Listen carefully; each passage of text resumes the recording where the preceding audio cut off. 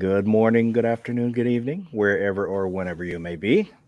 This is the overnight. Sorry for the late start here. Had some, as the artist formerly known as Budget Guns and Gears, like to say some technical diddlies, but we're going here. So joining me is Baron. How you doing, Baron? Doing great. Pretty good. And we have a very special guest this morning, S.A. Hinchcliffe, someone who I have a whole lot of respect for, a very hard working lady, but she is a watchdog that keeps her eye on the legislation. Um, how are you doing this morning?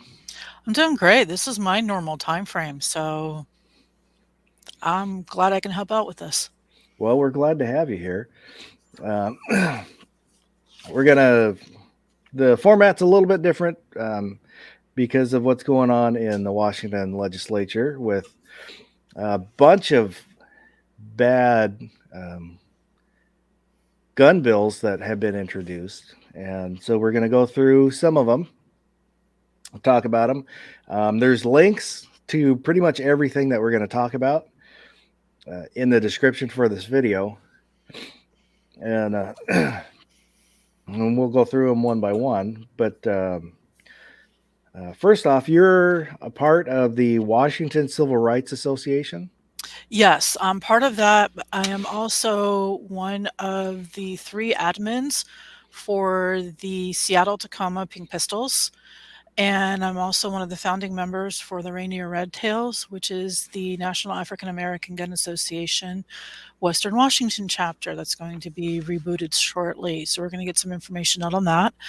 And yeah, that's pretty much it. Those are the primary things that I work on with the advocacy. And I'll try and get the links to both the Pink Pistols and the Red Tails in the descriptions after we're done here. Yeah, the Red Tails will be a bit because that website has not been fully developed yet. Oh, okay. And the Facebook. So once that's done, I will send you guys the information on that one. Pink Pistols, the Seattle Tacoma chapter is through Facebook only at this time, as well as there is a Discord server, and a meetup, Yahoo meetup. That's where you can reach us. Okay, we'll try and get as many of those links as we can in our description. And there's in the description there's link for the Washington Civil Rights Association Discord and the website. And there's email notifications for the website. Yes, so please sign up. There's a way to receive notifications for the different bills and everything else for the advocacy that's coming up. So to contact your, within Washington, the state representative, so that they know that these bills that are coming up are a complete abomination.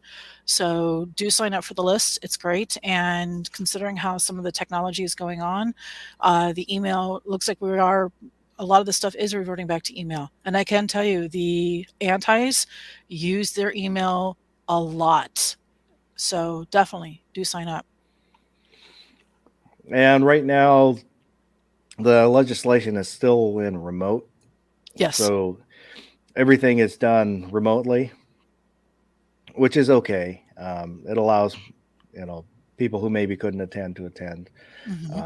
And there's a link for TVW, which is the I forget what it stands for, but for the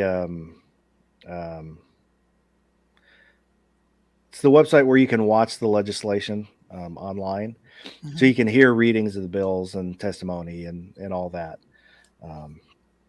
Yeah, TVW for Washington is the Washington television station. It's the closed caption and the closed circuit. That's for all the state, and I believe all the counties run through the same system, and I know some of the cities do the same, and some of them have their own process.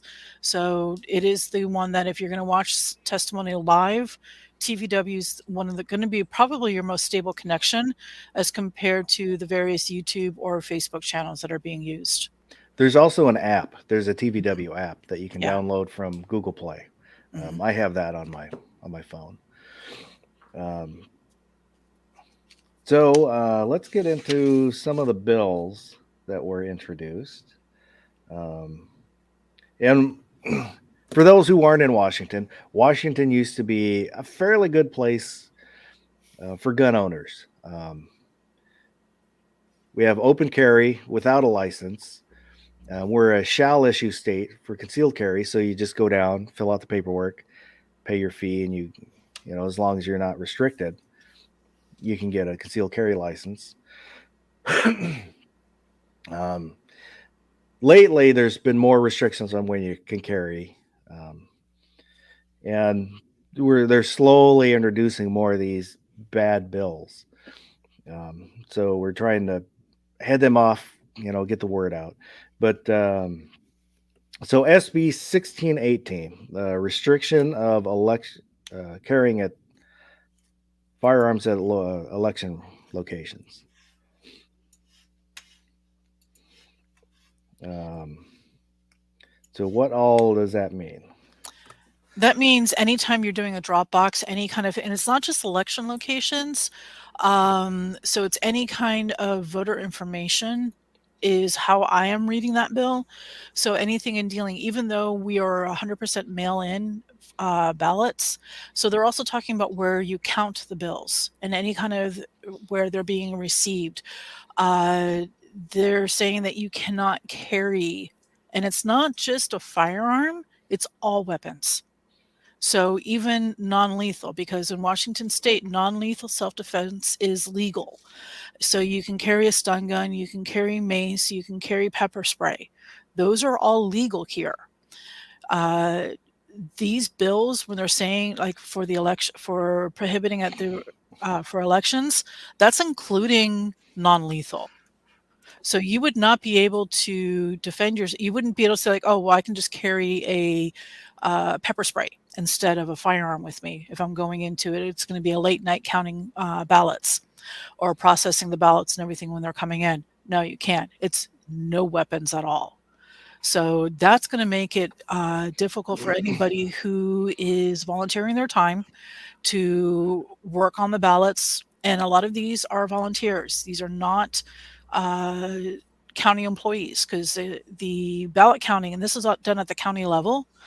So the ballots and everything else are handled at the county. And so it's going to prevent anybody from being able to defend themselves, uh, different things for that. So yeah, it's a pretty bad one. And someone asked if I'm drinking tea. Yes, I'm drinking cream Earl Grey from Market Spice.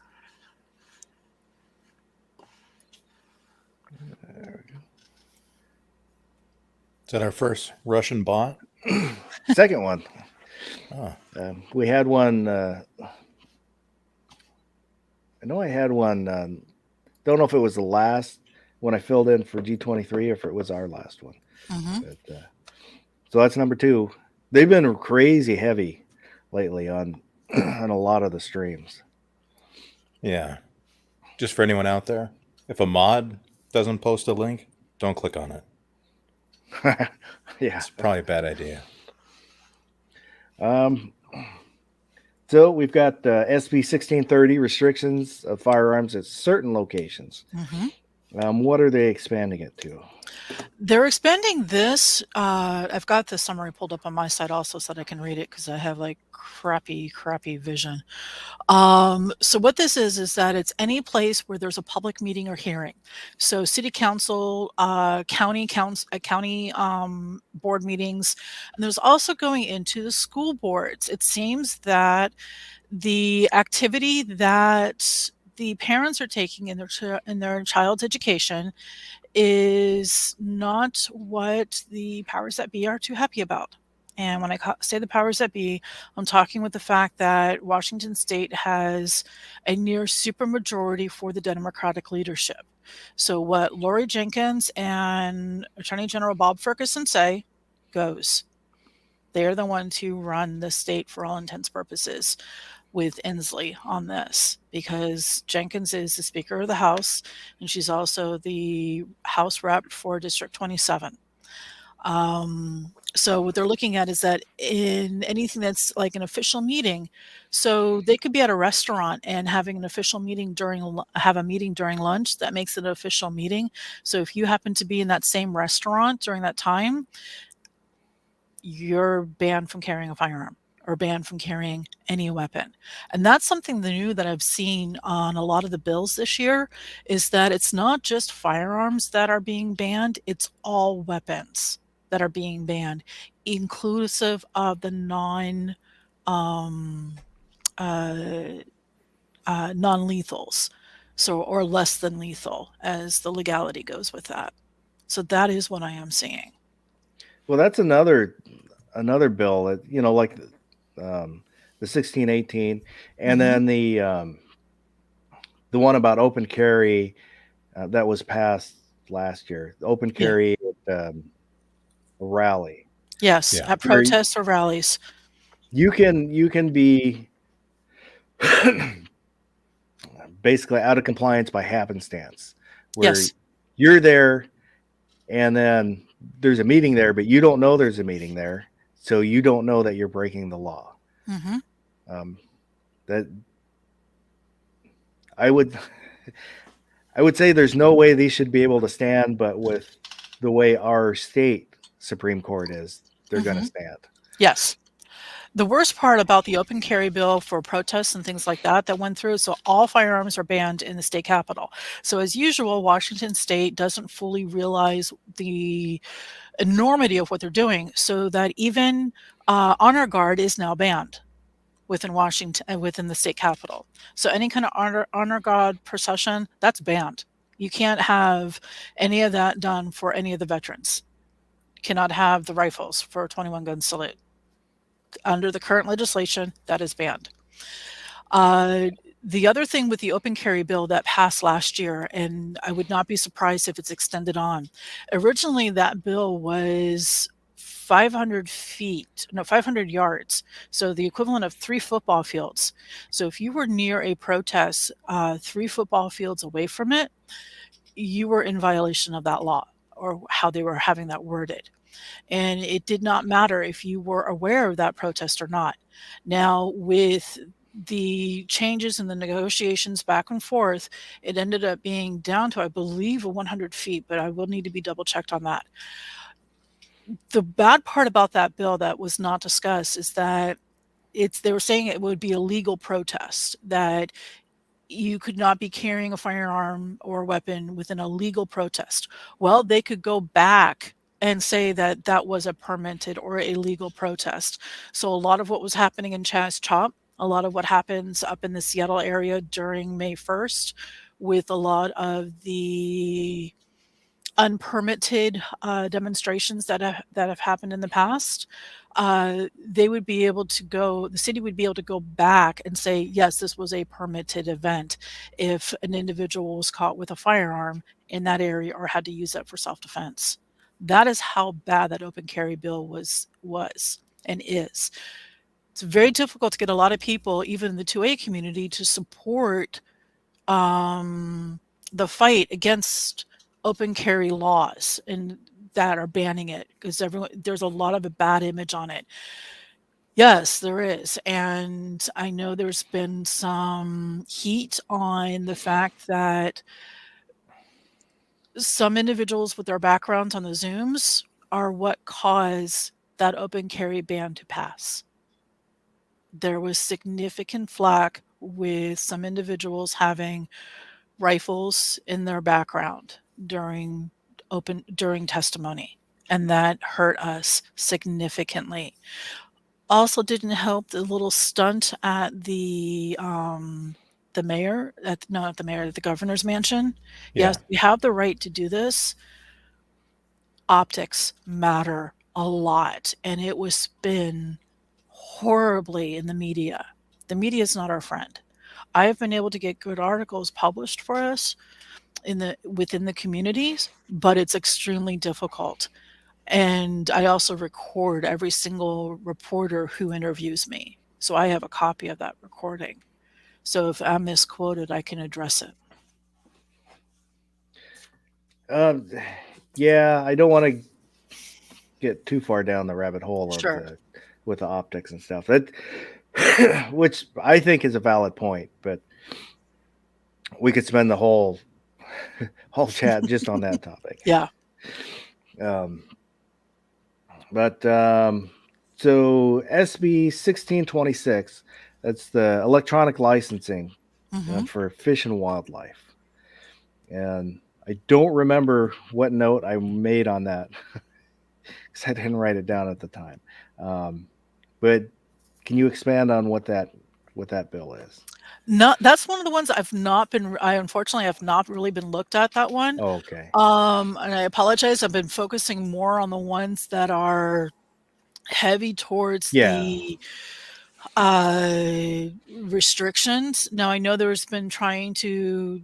I know they're trying to streamline the process with the files and everything else within the state. This is going along with the concealed carry permits as well as all of the other FFL licensing. So there is been a process on that that's currently ongoing. I don't know if this is part of that or if it's being tacked into that.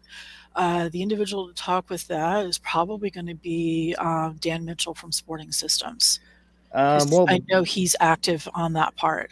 do you remember, Baron, what this one was? I have no idea, but it's pretty Oh. short. That's the whole bill right there. Okay, Oh. so the interesting thing is that it's the underlined copy that's going to be the addition to the new law. So where Yeah. it says this authority extends to the issuance of electronic licenses, permits, tags, etc., for use. Okay, so this looks like they're getting ready to do it so that you would be able to have it on your phone, so that you would have an app or something on your phone. To have your license and everything else on there. Kind of similar to um, what they're doing for the passports on some other stuff. that was probably why I put that one in. But Hmm. with the streamlining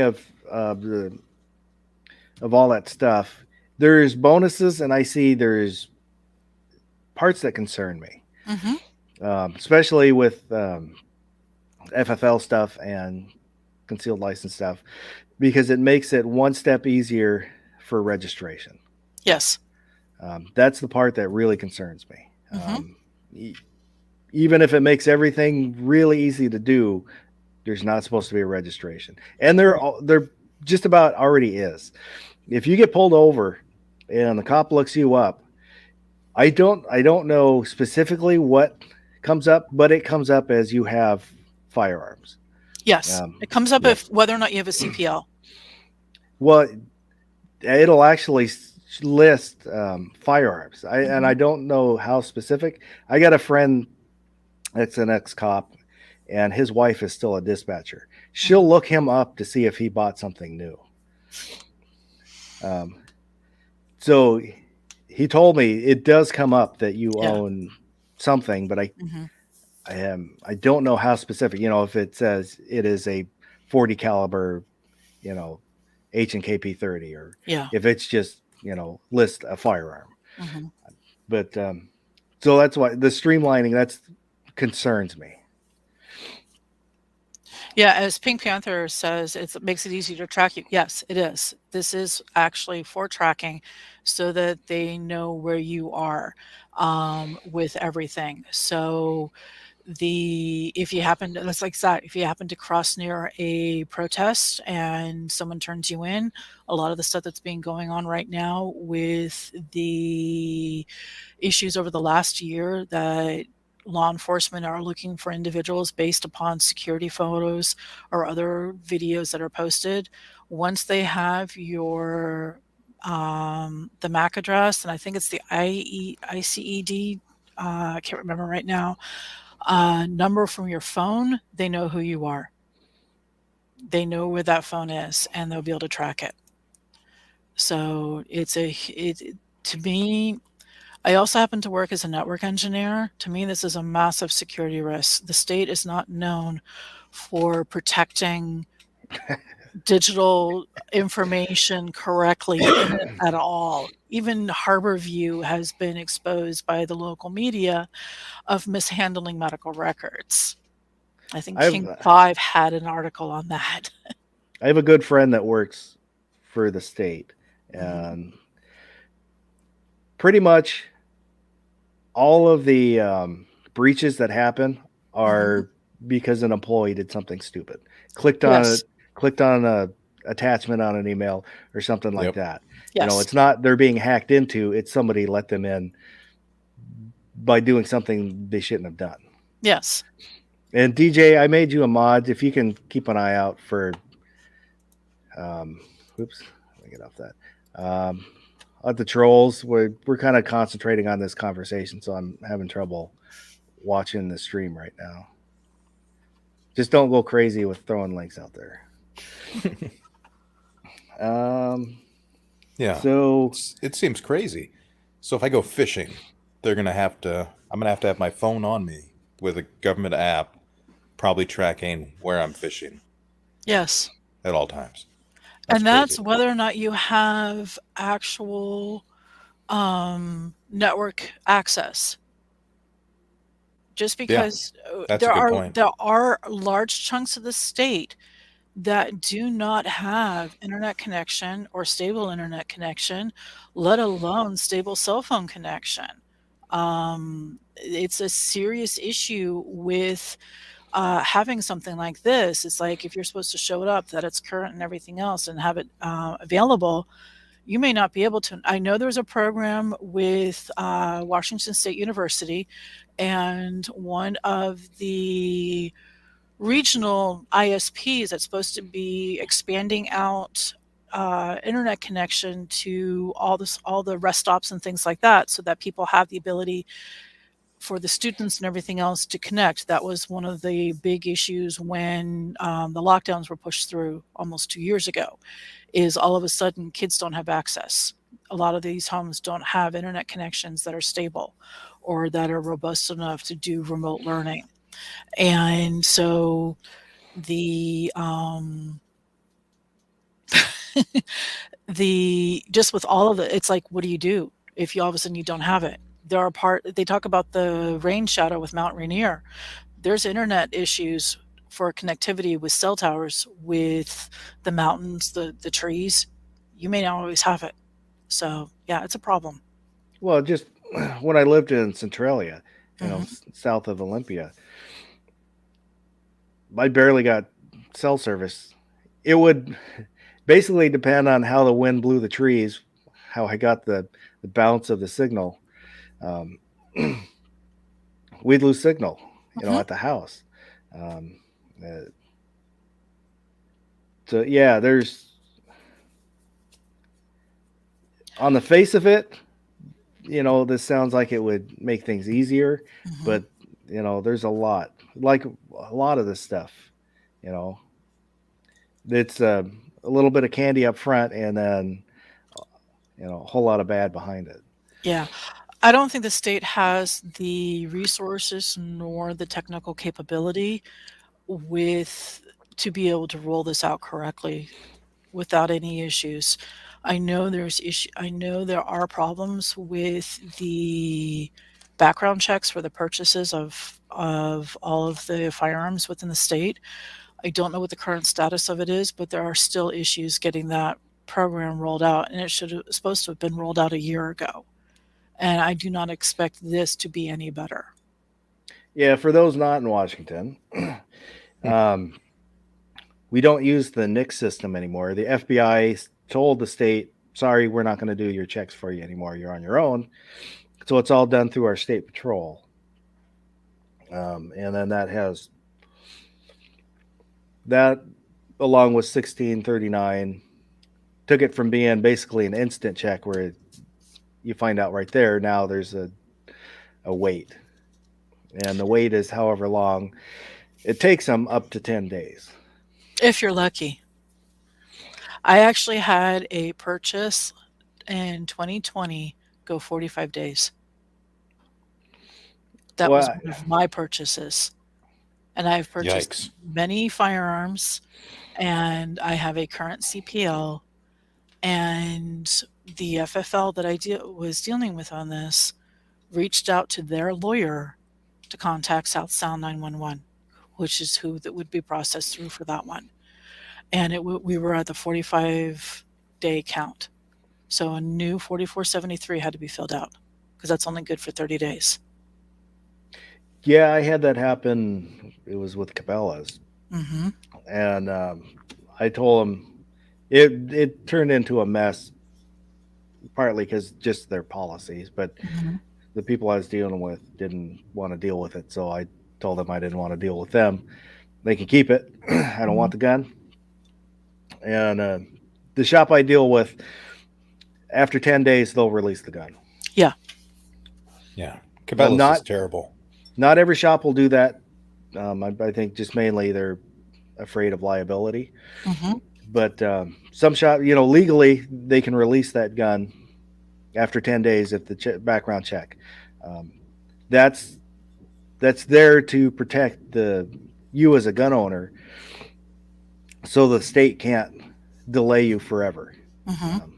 Because you have a right, as long as you can legally possess that firearm, you have the right to buy that firearm. Mm-hmm. And that 10-day waiting period, and it shouldn't be 10 days, but the limit on that waiting period is to keep the state from dragging that out to prevent you from owning that firearm. Yeah. Just for those not in Washington. I had a Cabela's in Washington try to make me fill out a 4473 for a black powder revolver. What? What? Are you serious? That's just crazy talk. But I know stuff like that happens.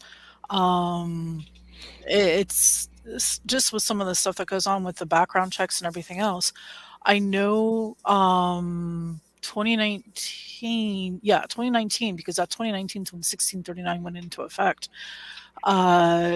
We were at the Volunteer Park Pride, and we had individuals come up and ask us the process and how to purchase a firearm and get training and everything else. And on some of them, they're like, yeah, we've been really interested. And I was telling them, it's like, get it before the end of the month, because 1639 is coming into effect, and that changes everything. Saw them a few weeks later in July after 1639 came into effect, and they were like, thank you. They already got everything they did before the end of June, when 1639 went into effect. The problem with 1639, and when you had the NICS exchanges, everything happened at once. The NICS told the state to FBI told the state to F off, and 1639 went into effect. Some people thought 1639 was the cause of NICS, and it wasn't. It was 5 years of the state rerunning the NICS checks on everybody who was a CPL. So it was a double check that was going on, and it was clogging up the system. So for several years, the FBI was telling the state to say, no, stop doing this. They didn't. And then the FBI went to the FFLs and said, that's it, we're done. You have to go through the state. No more instant checks. And that's what happened. That I didn't know that part. Mm-hmm. Yeah, that's trying to stay on topic, but that's one of the things that it's just ridiculous. Mm-hmm. For Washington, and that's sorry for interrupting. That's one of the reasons why I don't trust this going forward. I know from the past history, from the NICS fiasco, issues going on with 1639, with what's a firearm, what's not a firearm, then going up with the rollout for the background checks to get it streamlined, because they have a process for that to get it better so that it reduces it down to an instant check. And then going over to and then seeing this, I don't trust the state to be able to get it done. I don't think they will be able to get it done. Yeah, it's just stupid. If you get your concealed carry license, you go through a background check. Mm-hmm. And then you buy a firearm, you go through a background check. Mhm. Well, they say that's because they don't know if you're still okay to have a gun. Mhm. But if I fill out the 4473 and then it comes back okay and I pick up the gun, I may have done something wrong in between that time. And then I'm not okay to have the gun, but I pick up the gun. Mhm. Um, so I've already been checked very well. And there's statistics that show that people who have a concealed carry licenses do not commit these crimes. Correct. Very, Um, very rare. It's they end up being statistical anomalies for crimes committed by CPL holders, and that's nationwide. Uh, they've run about, I think, 10 years worth of studies on that, coming just looking at the statistics on it. The issue with the state is they're like part of it is like you may end up with like a mental health issue or something like that. That seems to be the end all right now through public health is mental health. Everything is mental health. And yet, mental health is a dangerous thing to use because it can be used in so many instances to deny somebody their civil rights. So it's that's not just firearms either. that's why there's for the last at least 20 years there's been a push to push things towards um, as a health crisis. Hmm. Back in the 90s they tried to classify violence as a health crisis Hmm. because they can sidestep the legislation. um, they don't have to make a law to implement things they want because it's classified as a um, uh, whatever we're talking about. It can be classified as a As a health health problem, crisis. as a Yeah. health crisis, or as a mental health crisis. And what they end up doing is that they end up violating due process. They can completely sidestep the whole thing on due process. And a lot of that's what everybody is seeing now is the same laws and rules and decisions from the 80s, from the 1980s and the 90s and going forward. This all ties back to Jacobson v. Massachusetts. This all goes back to that one particular case that uh, is currently being used as justification for the lockdowns, justifications for forced mandates, justifications for forced inoculations, and justifications for forced medical procedures. So, any time that that's being brought up and used, one of the items to take a look at this for when a state goes into emergency use for medical procedures and for medical stuff as mental health, for public health, for violence, public health for like gun violence is what is the end goal is to segment society into two sections, those who are approved and those who are not approved.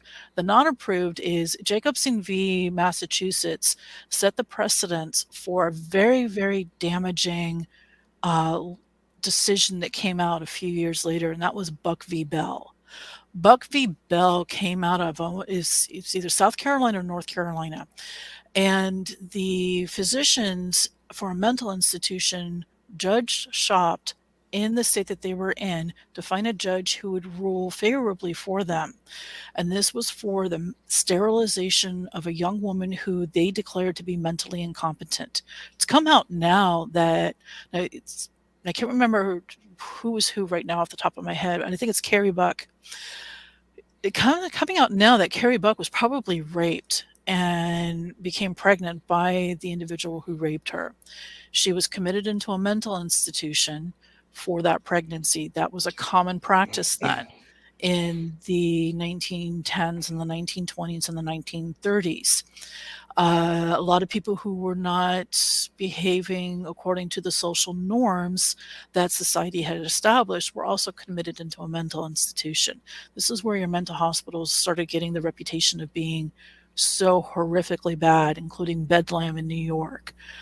Um, so what they ended up doing is the Supreme Court, and this is the same court that decided for the state of Massachusetts and Jacobson that yes, the state can forcibly medically sterilize a woman for public health.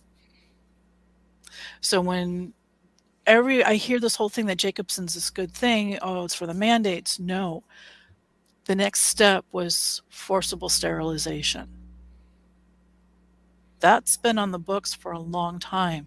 I believe South Carolina and one other state had that on the books until 1980s. So That's when, horrendous. I did yes, not it know all is. that. That's So crazy. and this is the reason why I've changed a lot of my own way of defending the Second Amendment. It's like everybody has the human right of self determination, the how you're going to choose and act within your life, as long as you do not harm somebody else. A lot of the libertarians call to uh, the non aggressive policy. It's not quite that. You cannot harm somebody else. You do not have the right to be able to do that. And so with that, it comes down to the way you have the ability to determine your own actions within your own life is self-defense. You have to be able to say no and defend yourself against someone who wants to do you harm, whether it is an abuser, whether it is somebody who is holding a specific belief that who you love, who you are, is an abomination and they will kill you for that, or if it's a rapist, or if it's the government. You have the ability to determine your own right. Now, one of the things that we have is that if you're in jail, you get your rights removed. If you're in prison, you get your rights removed. That's only after you've been tried in a court of law and you have been determined to have been guilty of a crime. I do not agree with plea deals. I think a plea bargain is a cop out used by the state and the county to pad numbers and get people to realize, oh, we're just not going to charge you. If you give us this thing, we're going to charge you, and you have to come up with a defense. People forget it's the state's job to prove you guilty, not the other way around. So the state has to prove everything. Now, the problem with everything that goes on is, oh yes, forced lobotomations and electroshock. I have a cousin who was involuntarily committed after she had a child during acute postpartum. And she was actually put through electroshock therapy for postpartum depression. Wow. Yes. So mental health is what the process and the use for this. And this is the reason why I find it very, very dangerous for politicians to be using doctors as the reason to push gun control, that it's a public health.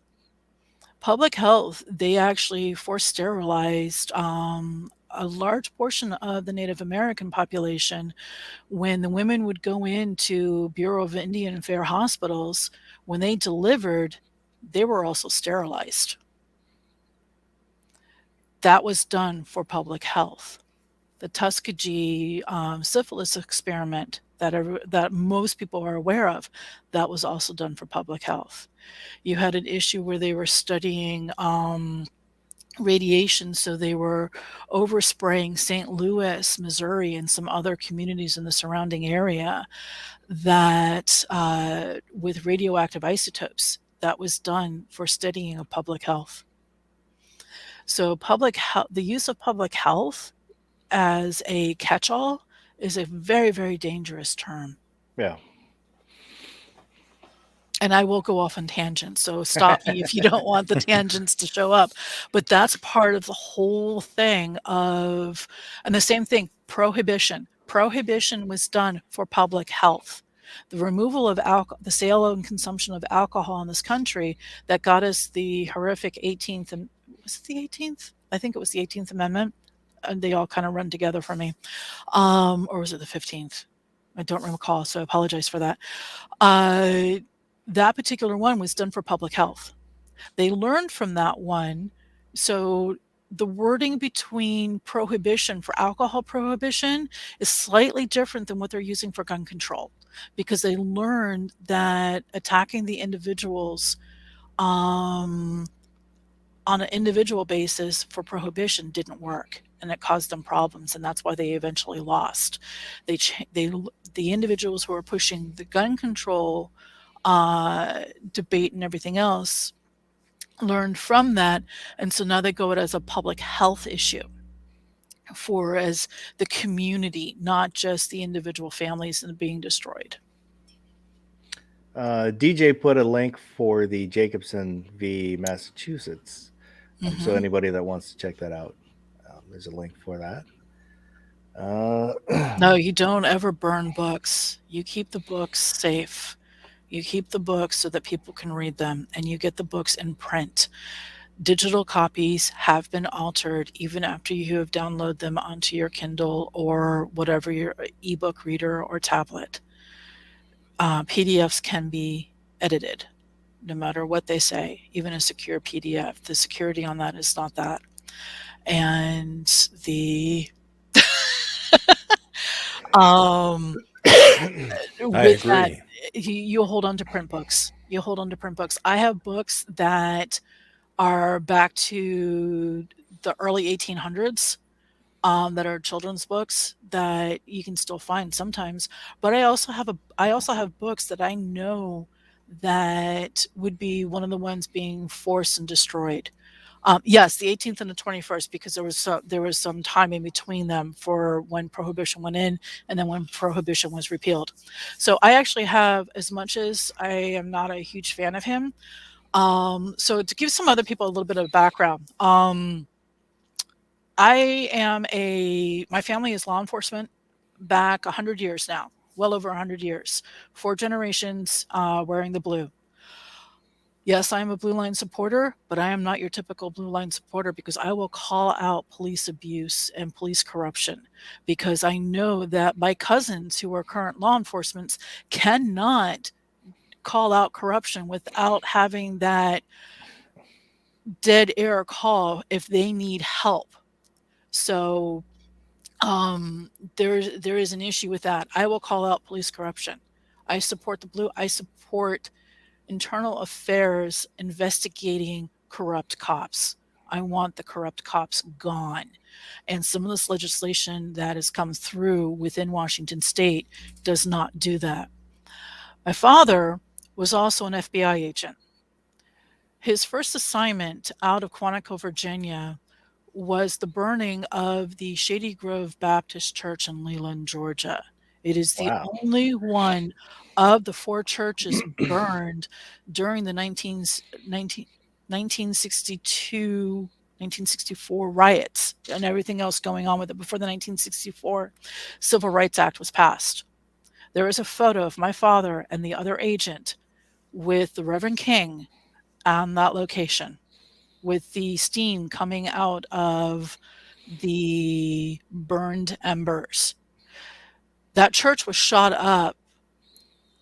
The church was burned after it was shot up after a core meeting for getting out and registering Black residents, Black Americans, getting their right to vote.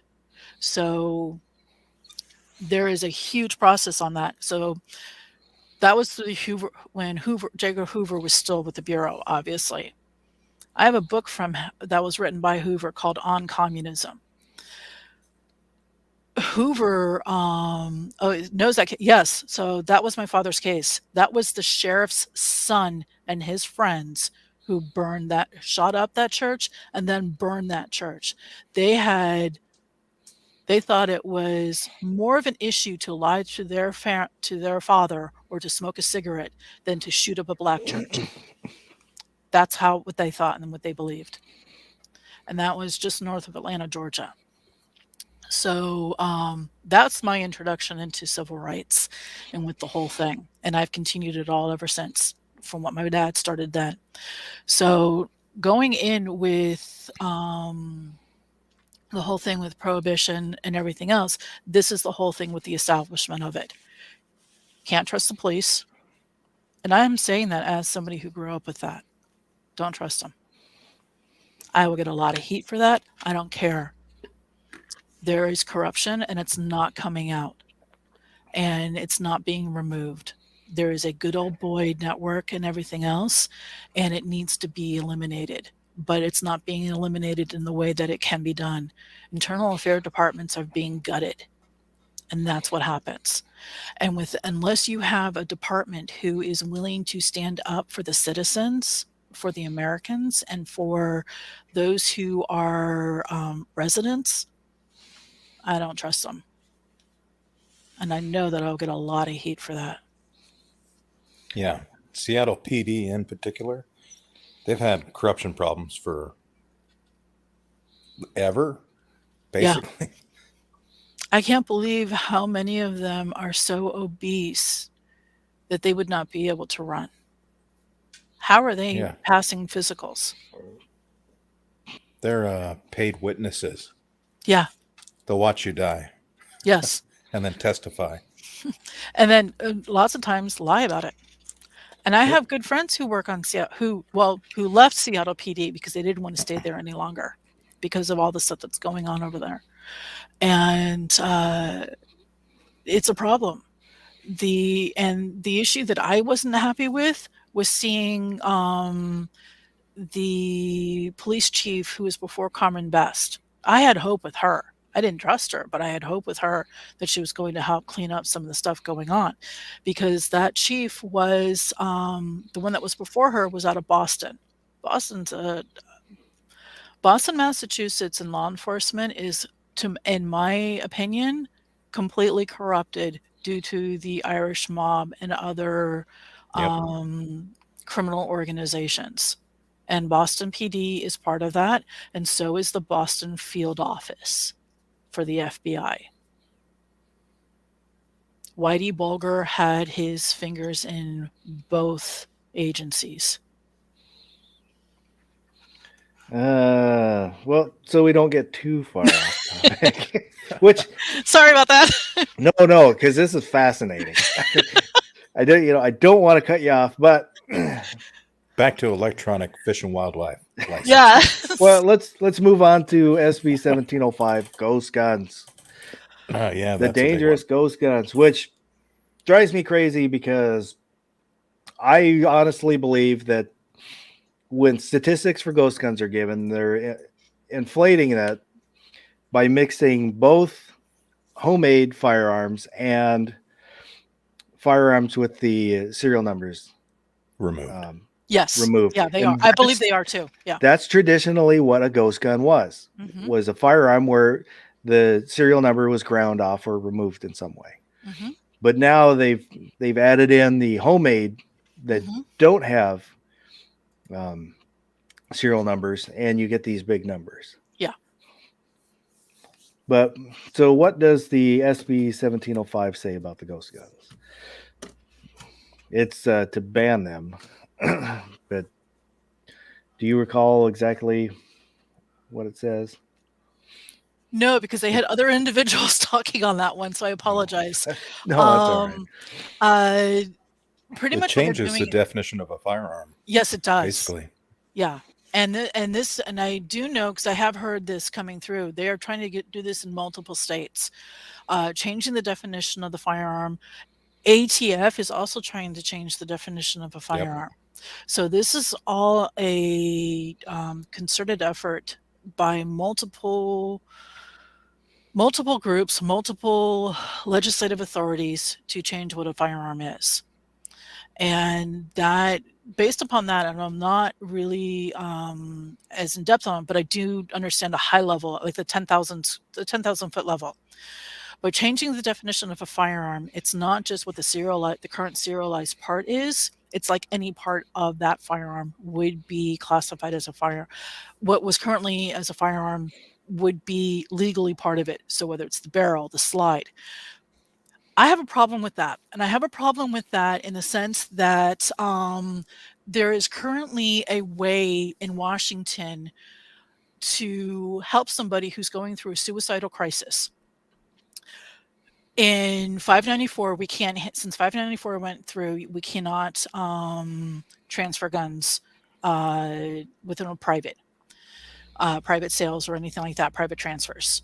That's illegal. 1639 made it even more difficult because then you have to go through the FFL with even further difficulties on that with the time frame on it. If somebody's in suicide crisis, what you can do is you can take the barrel out of every single one of their firearms and hold it. They can have every other part of it, all the other parts of that firearm, but you've just made that firearm inoperable. That's a way to keep somebody safe while they're going through a crisis. And it also prevents any issues in dealing with transfers. If it's more than a 72-hour time frame for an emergency crisis, you've just saved somebody's life.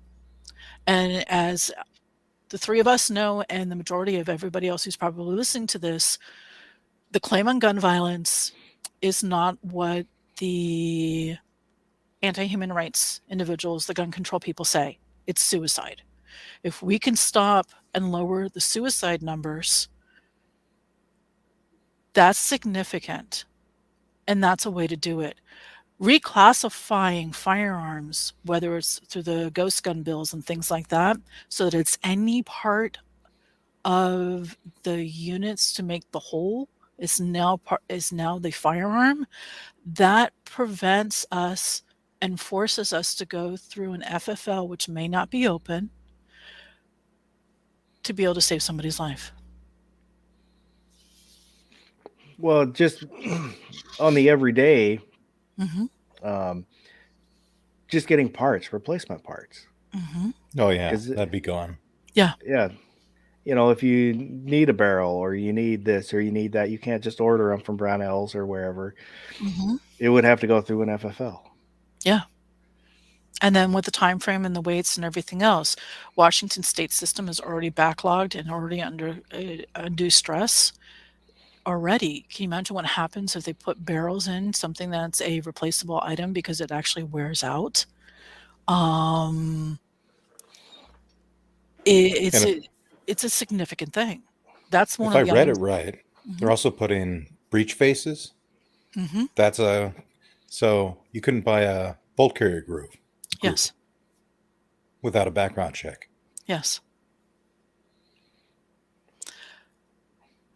So DJ was saying about people removing the fire pins and broke. Yes, for the rifles, it would be the bolt carrier group Yep. as a way to have that firearm inoperable. Firing pins are a little bit more difficult sometimes, depending on the type of weapon that it is, the type of firearm that it is. And yeah, suicide is its own thing. And this is the reason why it gets so frustrating in dealing with the gun control is because the dishonesty of the gun control people. And some of them, okay, the mental health society will never be fully admitted to. Yes and no. Yes, on a one-on-one, I have been able to get some of the most ardent gun control proponents to admit that suicide's an issue, but they will not admit that they're just saying like, "We'll remove all the guns." That does nothing to alleviate the issues of suicide. That person will look to and does, if they want to commit suicide and their issues have not been addressed and they've not received any type of care, then they will use another form. That big bottle of Tylenol that you get at Costco? The one that has like 500 caplets in it and Yeah. such like that? That's enough to kill 50 people. Well, just, you know, if I bring my car in this garage and close the door, Mhm. turn the radio on and let it run. Yeah. So there's a lot of different things, and that is ignored when they conflate firearm deaths by suicide by firearms in with criminal activity. And that's a significant problem. When people say that we can't work together, all we have to do is look at in the forefront suicide prevention, which is through the University of Washington's School of Social Work. And that was actually something that was established through one of the gun control groups here, along with the Second Amendment Foundation. and they actually actively work at providing the education and the resources and training for the FFLs and for everybody else, um, so that people know to look for it. So, what did M. Gabriel say? Yeah, that's That is something for it. It's like nobody. Yeah, it is a self determination, but you also somebody who's going through a mental health crisis. At that same time, would they still do that, commit suicide, if their mental health was addressed, if the reason why they were in that crisis state was addressed? They And a do lot of have the them would attempt not it, do. They would attempt it, and you change their have. mind. Yes, you do have your repeats, the one who try repeatedly, but that's because their mental health is not addressed. So there's a lot of things that go along with it. Yeah, the other one, Stanislav talks about a tragic car accident. There's a reason why overdoses are tenfold higher than car accidents and firearm fatalities combined right now. And that's because you do not get an insurance payment out on insurance on suicide. And for anybody who is religious, if you commit suicide, there is a good chance that you will not have a burial on consecrated graveyard. You will not have a burial service that way, because suicide is considered to be a one of the greatest sins and things like that, not just in Christianity and Catholicism, but also in Judaism. So Yep. and so you are not on holy ground because of that. That's the reason why a lot of the overdoses are classified just as an accidental overdose and not as actual suicide. So, but these are the issues and the dangers of the gun control groups using gun violence and not separating out suicide versus criminal homicide or criminal activity. Because when you actually look at the criminal activity, it's down to very specific cities and down to very specific zip codes that have the problems. And these are the urban cores that have been destroyed since the 1970s. Negligent and accidental firearm fatalities are less than 1,000 a year.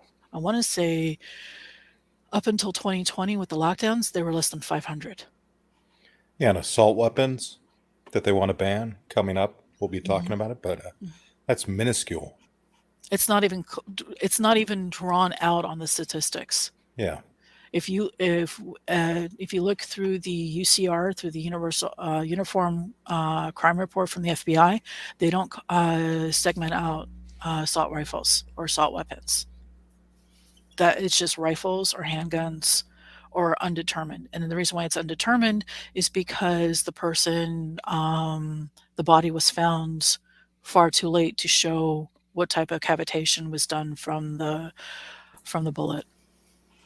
so UC Davis says 60% suicides or firearm deaths. The Pew has it at 51%. If you look at the CDC, the Department of Vital Statistics, it varies depending on what's going on. It varies on the year. It can vary between 60 to 75% per year of the suicides are, no, I'm sorry, 60 to 75% of firearm fatalities, depending upon the year, are suicides. That number moves up and down. Um, Um, Now, what's been changing, which does not get brought up, is that if you look at if you look at the Department of Vital Statistics and you look at actual suicides, non-firearm deaths within suicide are increasing. It's almost at parity right now at 50-50. And so then when you break it down even further, for who is actually committing suicide with firearms is older white men in rural areas so your farmers and things like that, and also your first responders. Um, yes, we are controlling the the narrative on that for controlling the language. Yes, we have been. There's been many of us who are doing it, but we also get shot down.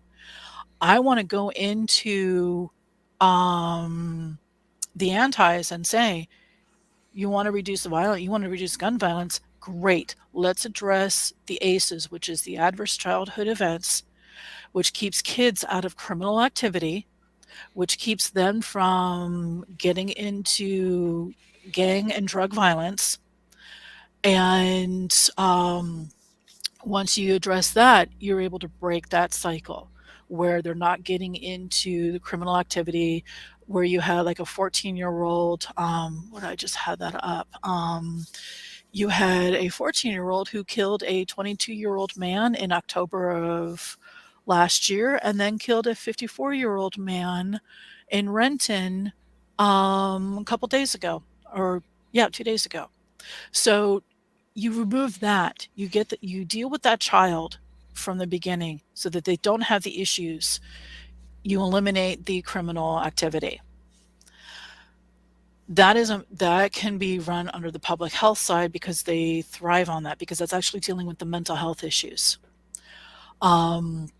With the suicide, there's a group called Walk the Talk America. And this is something that I would say, besides Forefront Suicide Prevention, which has a lot of the details and everything else, with a program called Learn, for how to deal with somebody who's going through a suicidal crisis, and also deals with the survivors and the survivor guilts.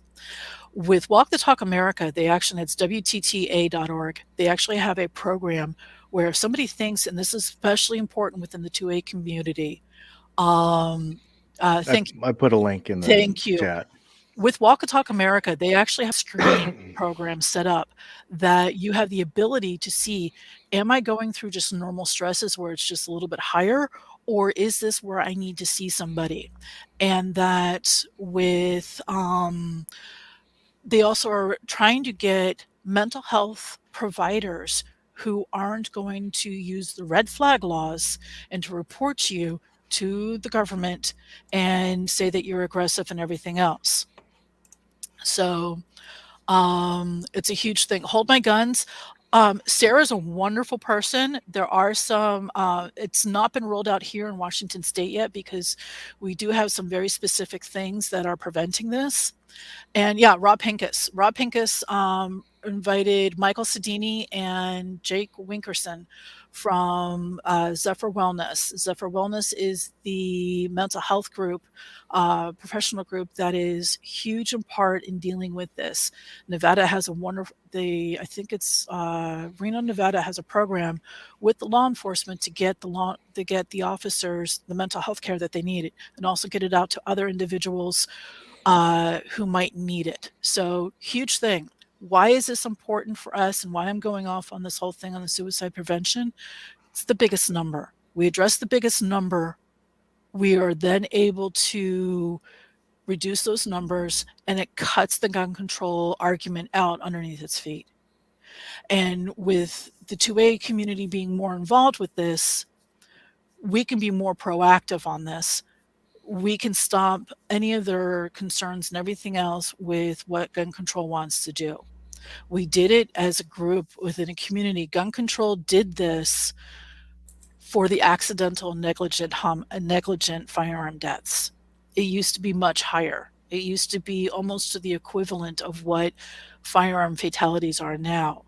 It's now less than 500 a year. And that's based upon the safety education, like say through Kid Safe Foundation. Derek does a wonderful program. I think right now he's at 23,000 children given firearm safety education, which is huge. I mean, that's really getting this addressed. And then one of the other things was there was a bill in 2018 that came up, and it was to put a mental health professional in every single school in Washington State, not the district, in the school. Public health was trying to get this done and trying to get it pushed through the state legislature so it would be funded and it would go through, 'cause that type of a program does require legislative approval. What ended up happening, we found out about it in the 2A community and we're starting to give it support. Like, this is great. Get the kids who need the help, who need somebody to talk to, so you don't have the rare school shooter show up. You don't have the person who ends up drinking and everything else, or ends up abusing somebody, getting into an abusive relationship, whether they are the abuser or the abusee. The state decided, oh no, we're not going to do that. It's too expensive. And they put it in at the district level only. And I don't think it ever went anything further.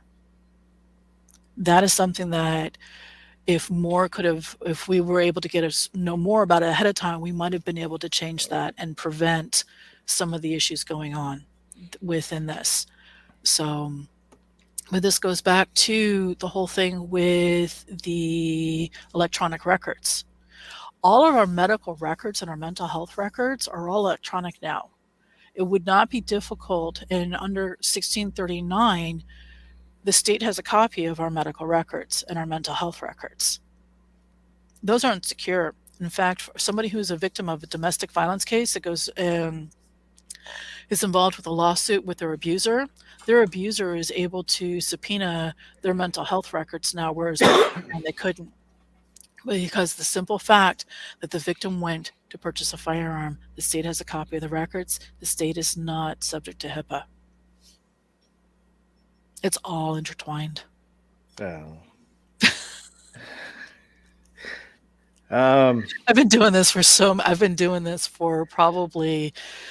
I started getting involved with 2A advocacy right after Sandy Hook, and not as much as public. And after Pulse, I got public on my advocacy and became the public face for the Seattle and Pink Pistols chapters. Primarily because I have family members within that community, and anybody who comes out to my family, I'm going to defend them. And can't defend them when they are in the Orlando and the Miami area. I will make sure that friends who I consider to be family members are protected. And that includes education. And that includes emergency medical training. So. And that kind of, I think, goes into the next two we're going to talk about. Mm-hmm. SB 5491, clarifying waivers of firearms rights. Mm-hmm. Do you have that one, Baron? I do. Here we go.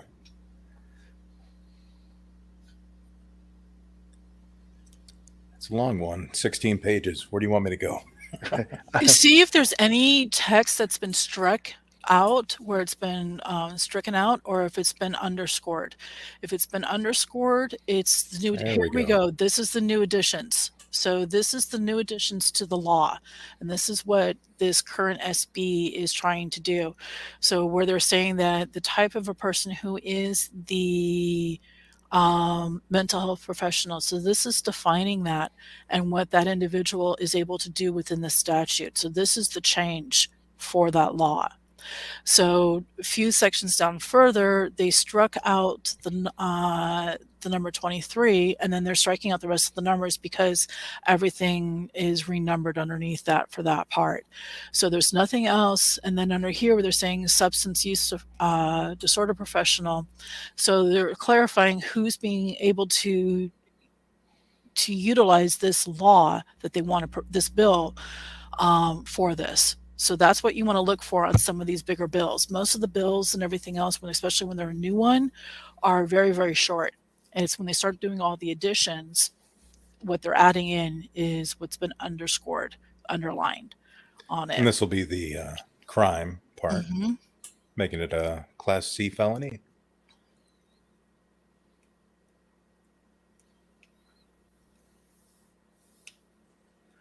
Yeah, and Class C felony, That's pretty much, I think that's the lowest level of a felony within our state for that. So anybody who's looking at this, that's what you want to look for. If you've never read the bills before, you may want to read the summary. It'll give a good thing on that for what the changes are and what they're trying to do. Read the full bill, but note that the actual changes to the law of what the bill is trying to do is the underlying. That's the important parts. That's what you would want to argue on or make your testimony on, is on the new additions to this. The other part is already law. This bill is changing the current RCW. And that's where these coming through. So it looks like they're scratching out some with an old description, and they're adding in a larger addition on that. So that's where this is coming on. This came up last year also, where if somebody could volunteer, give their firearms up to somebody, what was the process and everything else. A lot of the mental health professionals and everything else in dealing with firearms don't understand firearm law. Or possess. So or that's possessions important. of it. Yes. So they consider that a transfer here. Mm-hmm. And firearm transfers in Washington State, as those of us who have purchased firearms recently know, that it is a lengthy process. And then it's like, are we taking possession if we're holding a firearm for somebody in mental health crisis? 72 hours is what most people would consider to be a involuntary hold. After 72 hours, you're still in a hold.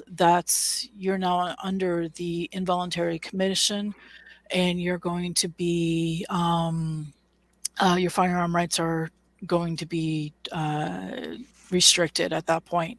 Under 72 hours is different. And this is for someone who's in crisis. In California, it's called a 5150. And that's a significant thing. The 72-hour hold does not generally in Washington does not remove those rights. After that time frame is what it is. So this was saying that if you voluntarily commit it's been where if you voluntarily commit, you don't lose your rights either. Generally, there are some extenuating circumstances that go with that. The problem is when someone's going through a mental health crisis, it doesn't last just 3 days. Some of it can be significantly longer. So if you've been given your friends firearms to hold while they're going through a crisis, or a family member, and you're now on month 2, month 3, while they're going through treatment, especially like say a veteran going through PTSD treatment, are you now in possession? Is it now, there's a huge gray area where I don't even think this law fully addresses that. At what point is it's transferred? Which means then we have to go through a FFL on this, and the whole process and the expense and everything else. So yeah, first round, 3 months. How are those weapons going to be protected, and how is that individual going to be protected? The state and the public health officials, when they write these, don't consider that. And then there are financial and insurance liabilities that go along with it. What happens if you're holding that in your safe and your house is broken into? Yes, we know the majority of the safes will protect from theft, or you have a fire and those firearms are damaged. You don't own them. Is the insurance company going to pay out on that? Things like that. That's part of this whole thing with how the stuff is being transferred. I've never seen any of these bills fully address that. Well, I think a lot of stuff that doesn't get addressed is because they don't care. Because I don't want to we're going to get off too far. But yes. So SB 5561, restoration of firearms rights. Yeah, and again, I don't recall exactly what it says. I have read it. I just don't recall. Um, I am kind of one of the people that believes once you've paid your debt to society, you should automatically get your rights back. Yes. We actually did a entire show on that. We did. No, it should be done. You should have Yeah. no issues for rights of assembly, rights of because that's also restricted. What people don't realize, when you are a felon, you cannot go to to all areas. You are prohibited from certain rentals and things like that. Doesn't matter what your charges were. Right now, they've restored the right to vote because immediately because they figure that felons are going to vote Democrat. Uh, if the felons realize that the Democrats were the ones keeping them from their right of self-defense, because a felon does have that same right once they've left served their time, they should have it. That person is a human being. They should be able to defend themselves the same way before and after. What the 13th does is where this all comes from, creates a second class of individuals who are in a subsection of society, and that is wrong. And that is actually what fuels the criminal violence in this country, because you have individuals who are unable to provide for themselves by any other means. So that's where the recidivism comes in, is that a person is unable to provide and housing, a home, food, shelter, and by those restrictions. So yeah, I agree. It should be there should be no question about it. And the big issue that comes up is it kind of, and I'm not picking on M. Gabriel, but that the argument against that is that they're felons and maybe been in and out of the system. What if they're going to commit a crime again? That they might, and if they do, then they go back to prison and then they lose their rights again. But if you're free, you have paid your debt. Yes. And then there's small issues about who should be out and who shouldn't be out. Yeah, that was my argument during that show. Was I believe they were letting people out that should not be, and keeping people in who should not be. Who should not be. Yeah. So we need criminal justice reform. I believe you should get your rights back when you get out. And I'm not a big fan of parole, but yeah, it has created. He's right. It has created an underclass.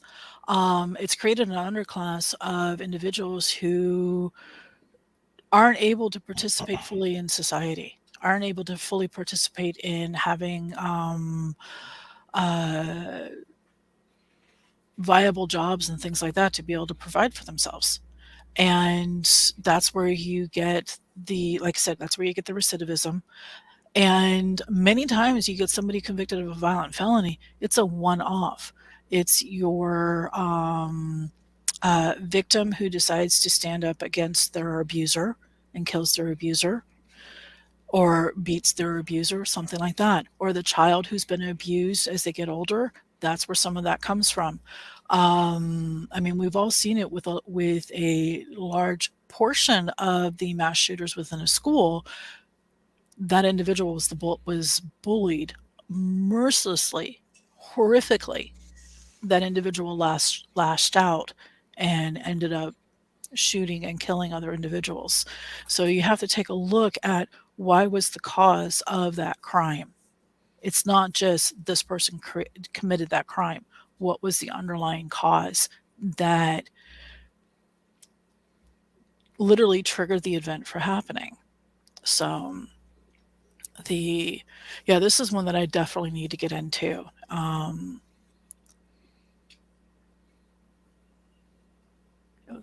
Trying to read what Gunmetal Guy said. I see that.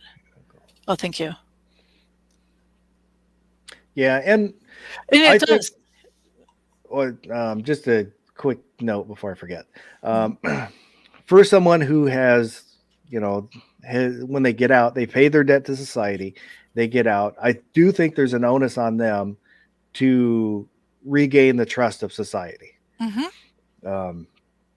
Where if somebody wants to fully trust you, that's their right to. But I think it is kind of on them, those who committed that crime, a crime, to be put away when they're back into society to show that they can function in society. Hmm. Um, and that's it. It is tougher, but aside from there's always exceptions.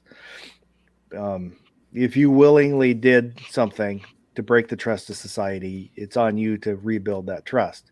Hmm. But there should be avenues to rebuild that trust where you're Yeah. not, like you're saying, where you're not marginalized, Hmm. you know, and that's I think that's where a lot of the disagreements is that middle part, Yeah. how to get them back into society. There's a Exactly. lot, and there's some great programs. One of my neighbors is a counselor down here at Pierce County in the prison, and she tries to give them a method of dealing with nonviolent de-escalation.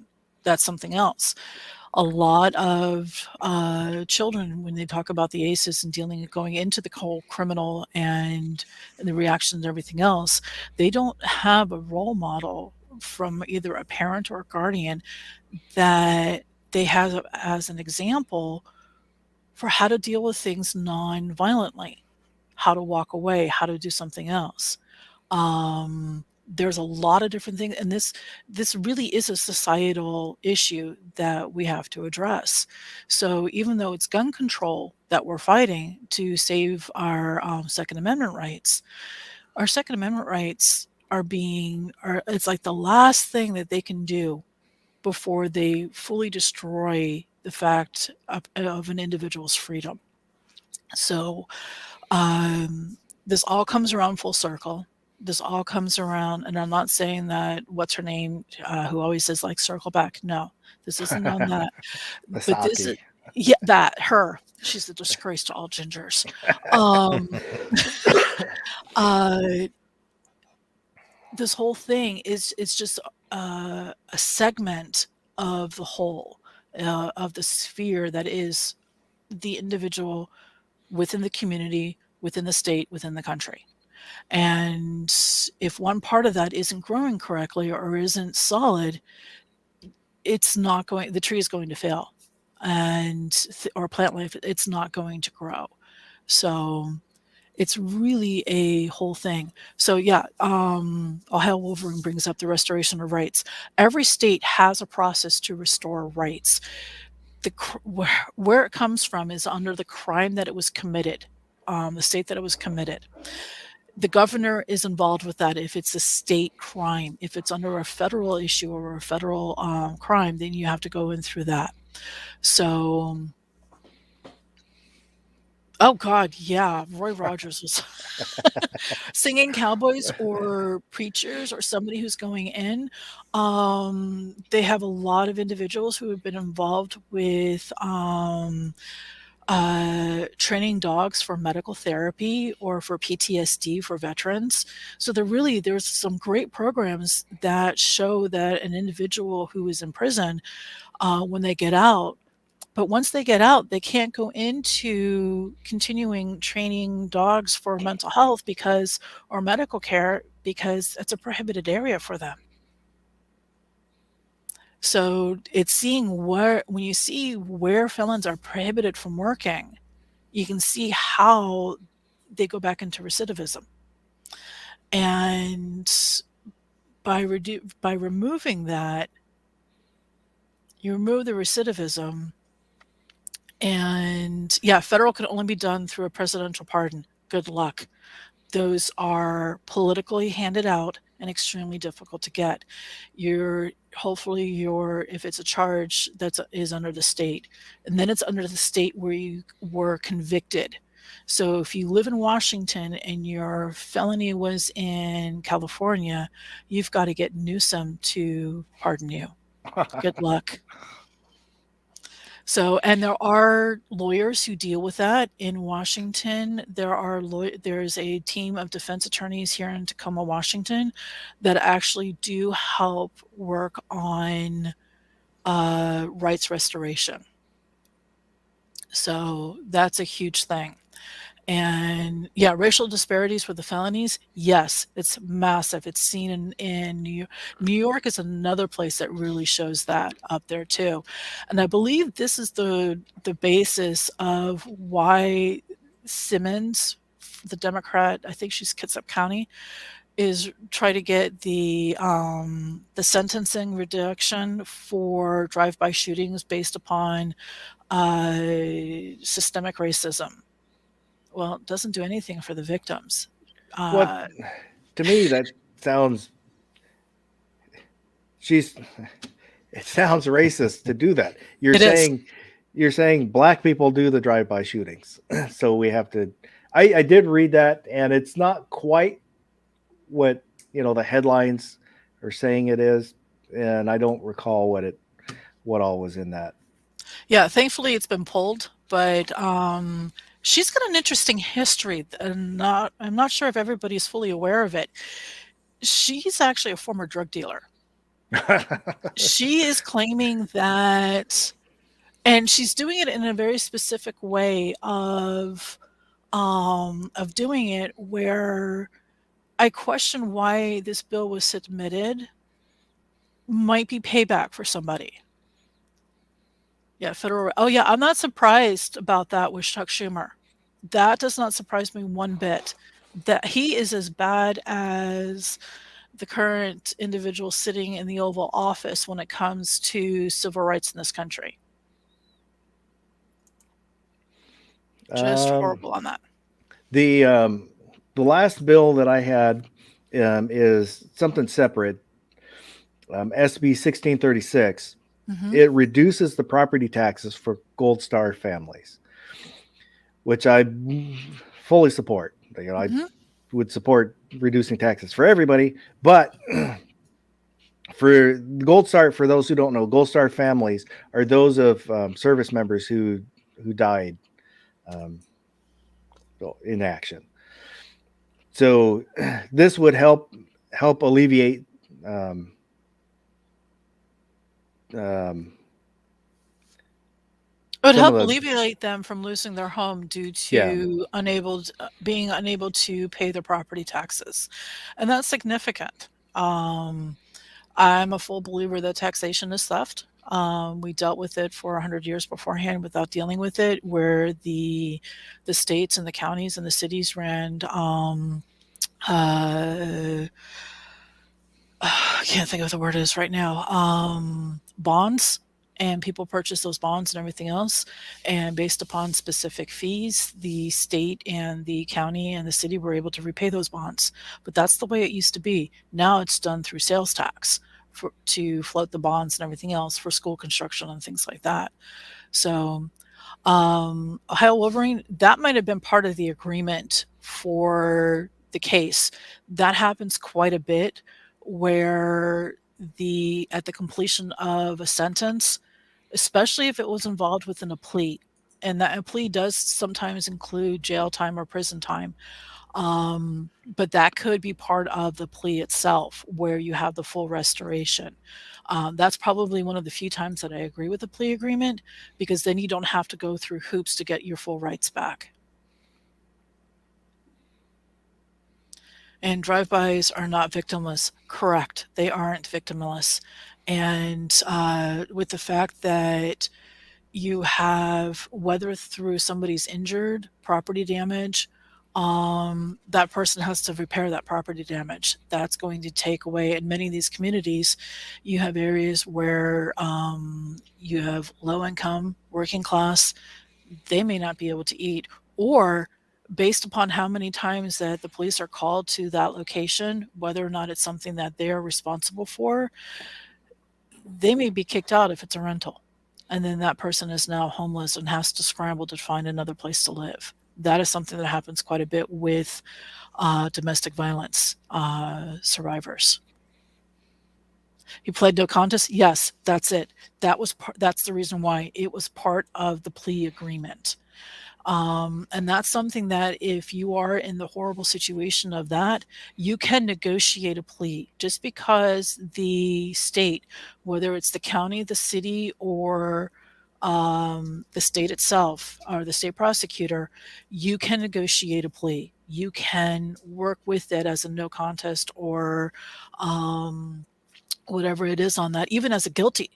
You can say that once I'm done and I've met all these criteria, I have my full rights restored, including the removal of anything that shows as a felon, where is I have my full rights of assembly, full rights of voting, my Second Amendment rights are back. So that can be done for that. And that's with any kind of criminal case. If there's a, I'm not going to say it's always going to happen, but it is a possibility. You can always negotiate a contract so that.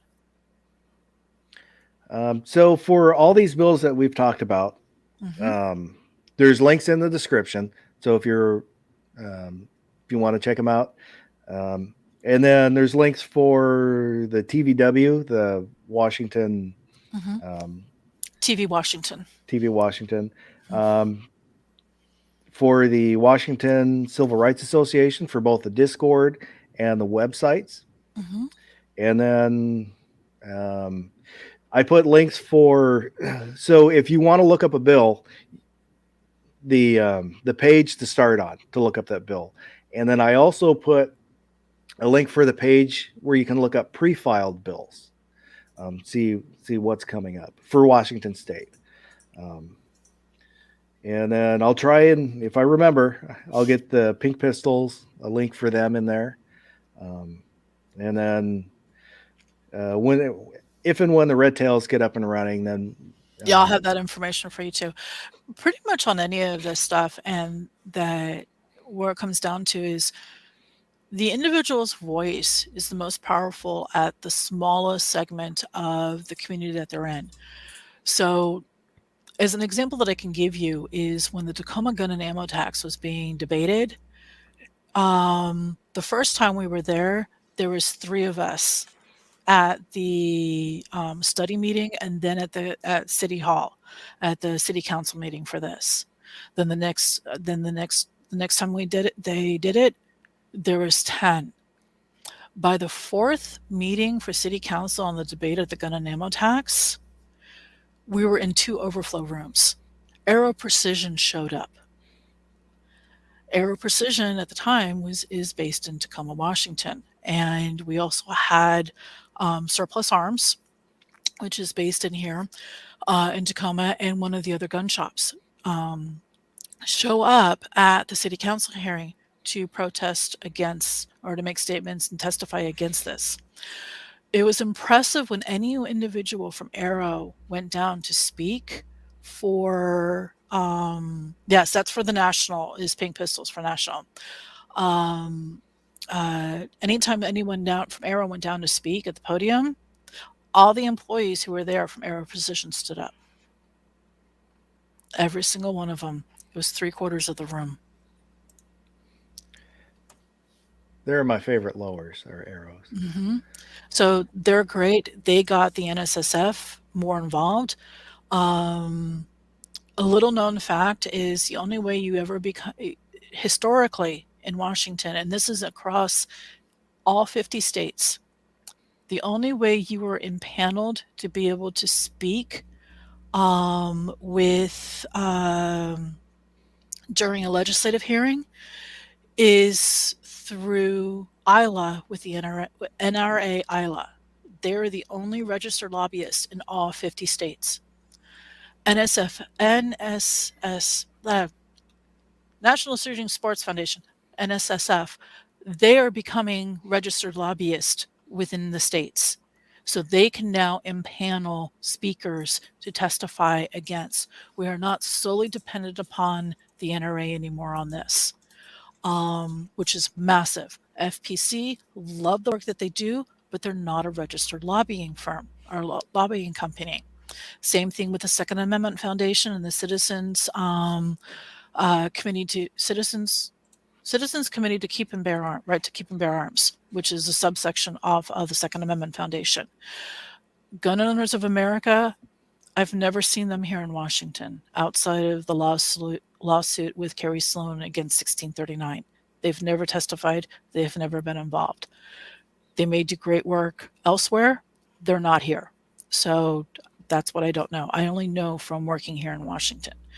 Um, so knowing that when you want to testify, there are many of us who can help you focus your testimony so you can be.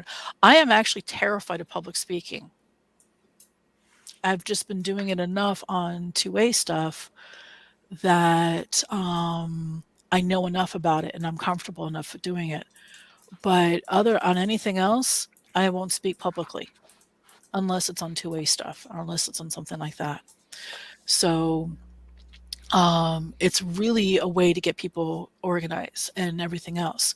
And yes, low income minority communities, yes, they have the least effective policing and the greatest necessity of the Second Amendment. And here's another little tidbit: the crime that occurs in the low income minority communities is what's used to push the gun control, and it's where the gun control is actually enforced first over everything else. So it's not done in, like here in Washington, in Western Washington, within Seattle, you have your Mercer. It's not being done in Mercer Island. It's not being enforced there. It's not being enforced in Madrona or on Bremerton, or not Bremerton, but Bainbridge Island or on Vashon.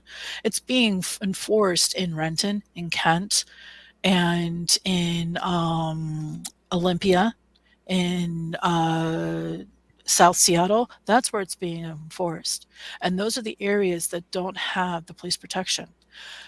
And probably so that I'm sure some of you have heard me say this before. The police have zero responsibility, nor obligation, nor duty to respond to an individual's 911 phone call. That according to the Supreme Court. 100 years of precedent going back. I have case law going back, or cases going back to the early 1900s on this, and one case going back into the 1800s, where the Supreme Court said under the 10th Amendment, and there's a particular one. Let me see if I can find it on my computer real quick. There's a particular decision, and this was the absolute most recent decision on this. That is pretty clear on it. Actually, it'll be faster on my phone. And this is really something that a lot of people aren't aware that they really should be aware of. Let me see if I can find this real quick. Probably in a graphs, as I always do it. I have everything categorized in so many different places.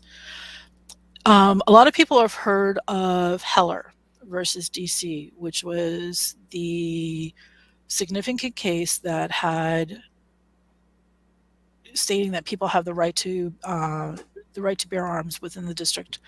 A lot of the states and a lot of the counties were saying that because it was the district and that's a federal property, that it does not count for the states under the 10th Amendment or under the 16th. Now, with what happened from that was McDonald v. Chicago. McDonald v. Chicago was an older gentleman who tried to get a firearm and everything else within Chicago itself, saying that the community that he lived in and all had changed dramatically to where it was no longer safe and everything for him to be able to live and for him to be in his location. So he ended up going into and suing the city of Chicago for to be able to do that, and Chicago lost. There was a specific case that was cited within Chicago, within McDonald v. Chicago, and it's Otis McDonald. They actually took the case. It was very similar to the point of Miller, because Miller had died, and they couldn't find him. They didn't realize that he had died at the time. You have Otis died, but the state still, Supreme Court still picked that case up. And let me see, where is this? You know what? I have one other spot I can find this, and that's because I think you guys would be this is one that I use constantly for and reference quite often, and it's Bowers v. DeVito.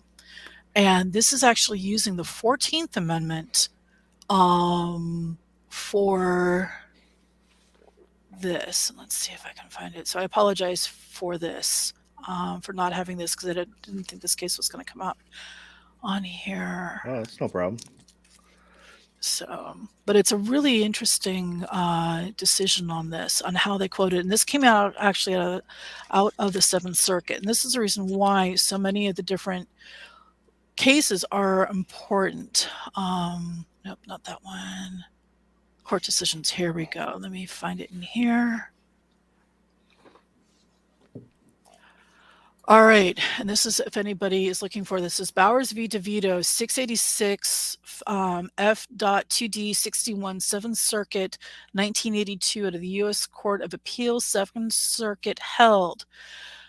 This is the quotation. There is no constitutional right to be protected by the state against being murdered by criminals or madmen. It is monstrous if the state fails to protect its residents against such predators, but it does not violate the Due Process Clause of the 14th Amendment or, we suppose, any other provision of the Constitution. The Constitution is a charter of negative liberties. It tells the state to let the people alone. It does not require the federal government or the state to provide services, even so elementary as a service as maintaining law and order. That is Bowers v. DeVito. So that is one of the biggest things, and that's one of the reasons why repeatedly you have never seen a successful lawsuit against the state protecting during a mass shooter or something like that. So another one of these, let's see, Warren v. The other one that's used a lot is Warren v. DC, and this is a particular one. And this was a really, really bad case. This was actually a rape and sexual torture case of 3 young women in the district. Yikes. And so a lot of people don't realize the underlying basis of Warren, DC. Carolyn Warner came home and realized that they heard an attack happening, and they heard their roommate being assaulted. They heard her by multiple men. They went out on top of the row house that they were in, or the townhouse that they were in DC, and called 911. The police came, knocked on the door, and then didn't hear anything because the rapist and the abusers stopped and silenced the first woman the first roommate that they were attacking. So they got her quiet. Bowers v. DeVito, yes, to the 7th Circuit. That's the one I just cited.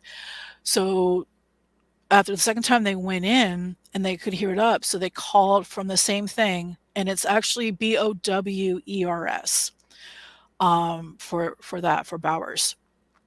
And so Carolyn and the other roommate went back, called 911 again. The police just drove by, and the dispatcher said the police are on their way. They're on their way. They went back into the townhouse, into the row house, and they called out for their roommate because they thought the guys had actually left at this point. We're talking about at least 2 hours at this point. The rapist came and got Carolyn, got the third roommate, and then proceeded to force them off-site and raped them, sexually tortured them, and beaten them for over 10 hours. They sued the district and the district police, saying that that the police abandoned them and should have responded. And this is the whole thing where they said, no, the state has no duty to protect you. That's the reason why Warren v. DC is used up and everything else. It's a horrible action of what caused it. Even Broward County with Parkland, with the Parkland shooting, they tried to sue the state and sue the county. The case was thrown out. Giffords and Brady do this constantly. Say that, oh, you can just sue the state for not protecting. Not a single case of those, outside of one very specific, odd, weird one in Connecticut, has been allowed to proceed. And those families have been further damaged financially on top of their other grief with these lawsuits proceeding. And Giffords and Brady and Everytown and Shannon Boxwine, in my opinion, with her Xanax, in my opinion, Watts never tell the family that the family will be responsible for the legal fees. It's a horrible thing that they do. But these women don't care. These are the same women who pushed prohibition against alcohol.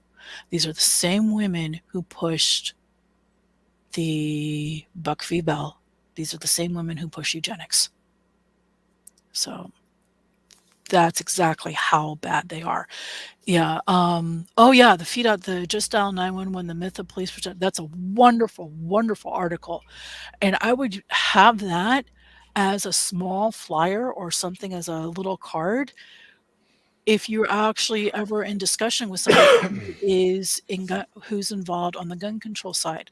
A lot of them really don't understand that they are responsible for their own lives, that they are responsible for their own safety.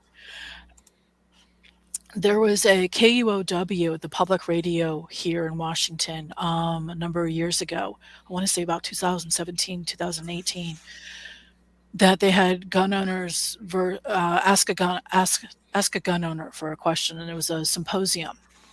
And I ended up talking with one of the young women.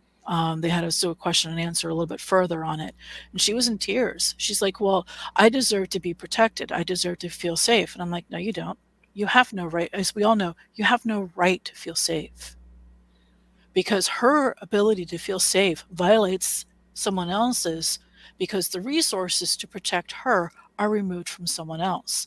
And that's the reason why it comes down to that the government cannot protect. The government's not there to protect. The one exception comes into this whole thing is when you have, unless you have a special relationship with the police. The special relationship with the police is if you are a politician, if you are the mayor, if you are a legislator, then you have an expectation of police protection. So during the testimony on the ban, I think it was either 1680 or 1630 for this current House bill for the ban of firearms in public meeting places and things like that with the school board, those school board members would have protection if something happened. Nobody else in that room would. Nobody else has an expectation of protection from the police departments that are there. So the whole statement by one of the authors of this bill is saying like, well, you can restrict a right in Washington state if you have an equal protection or an equal thing in the other. There is no equal protection when firearms are restricted from the general public, because only those who are the politicians or those individuals who have that special relationship with the police department, and that's actually defined, have that ability to expect police response. There was a bill that I missed, which was a huge one, which luckily Farron reminded me of. SB 2022. It's a small bill. Ban. What are you talking about? Yeah, it's a huge, tiny bill. Oh, the one that's been moved up to the Senate floor for immediate vote, bypassing committee? That's the one. Yes. So this is the bill that Bob Ferguson has been trying to get passed for the last 5 years, with small slight changes here and there. And and what's interesting is that it says it's sponsored by Darnell. Jeannie Darnell is no longer the senator for the 27th district. I wonder if we can use that as a way to balance this out, that it has to go through, because she's no longer there. Curter is. Curter's the one who did the open carry ban, who was the primary on that. But Jeannie Darnell is no longer a senator. She is now with a different position within the state. Her position, a young senator, a young political appointee was put in there, Senator Trudeau. Don't know if it's really any relation to the authoritarian current Prime Minister of Canada or not, but it is the same spelling. So yeah, Jeannie Darnell is no longer the senator. So might have to address that. Thanks for bringing that up. I forgot to take a look at that. So, something to be aware of. Anybody who's outside of Washington State may not be aware of this. 1639 legally created a definition for an assault weapon in Washington State based upon the action of the cycling of the firearm. That's very key because when they talk about an assault weapons ban, yes, there is a legal definition of an assault weapon in Washington State, and it's anything on a semi automatic. Yeah, my when I bought my Marlin 60, it's a 22 caliber Yes, a Marlin 60 and semi-automatic. Marlins, yep. I had to do the additional 10-day wait Hmm. because it's considered an assault weapon. Yep, it is. And I believe, if I remember correctly, further into this, and I will give credit to Carrie Sloan on this. She's the one who read this whole thing on that, and that this also includes lever actions. What? It actually calls out lever actions. I missed that. Because they actually name firearms, and some of the firearms that they named are lever actions. Wonder if they're the because this outlaws threaded barrels. Wonder if it's lever actions with threaded barrels. Possible. But I remember it including actual lever actions on this. So this will ban pretty much almost everything. We will be back to bolt actions, and I could see them going after bolt actions on stuff. But threaded barrels on a bolt action, they would be against that. That would be part of it. So it's a very dangerous thing that they're doing on this. And I just had an epiphany. That guy at Cabela's, maybe he was from the future. That's why he wanted me to do a background check on that black powder gun. Well, Giffords, the complete fool that I believe that she is, actually called out when was it Silencer Co. who did that? One of the silencer companies did an integrated 50 cal black powder rifle with a can on it, a suppressor on it. Yeah. And they actually called that out as a dangerous weapon, that this whole thing and everything else. So they are naming firearms on this, like they say, in all forms. That means in any form. So previously with the assault weapons ban that happened when Columbine happened, it was based upon cosmetic features. So firearm manufacturers were able to make a small cosmetic feature and make that change, and it was then able to be sold. This, by saying in all forms, counters that. Isn't this what Canada did? Naming specific. Yes. Yeah, Canada's done that many, many times and does that very specifically on it, where they will name the actual rifle. So yeah, rimfire rifle. And right here,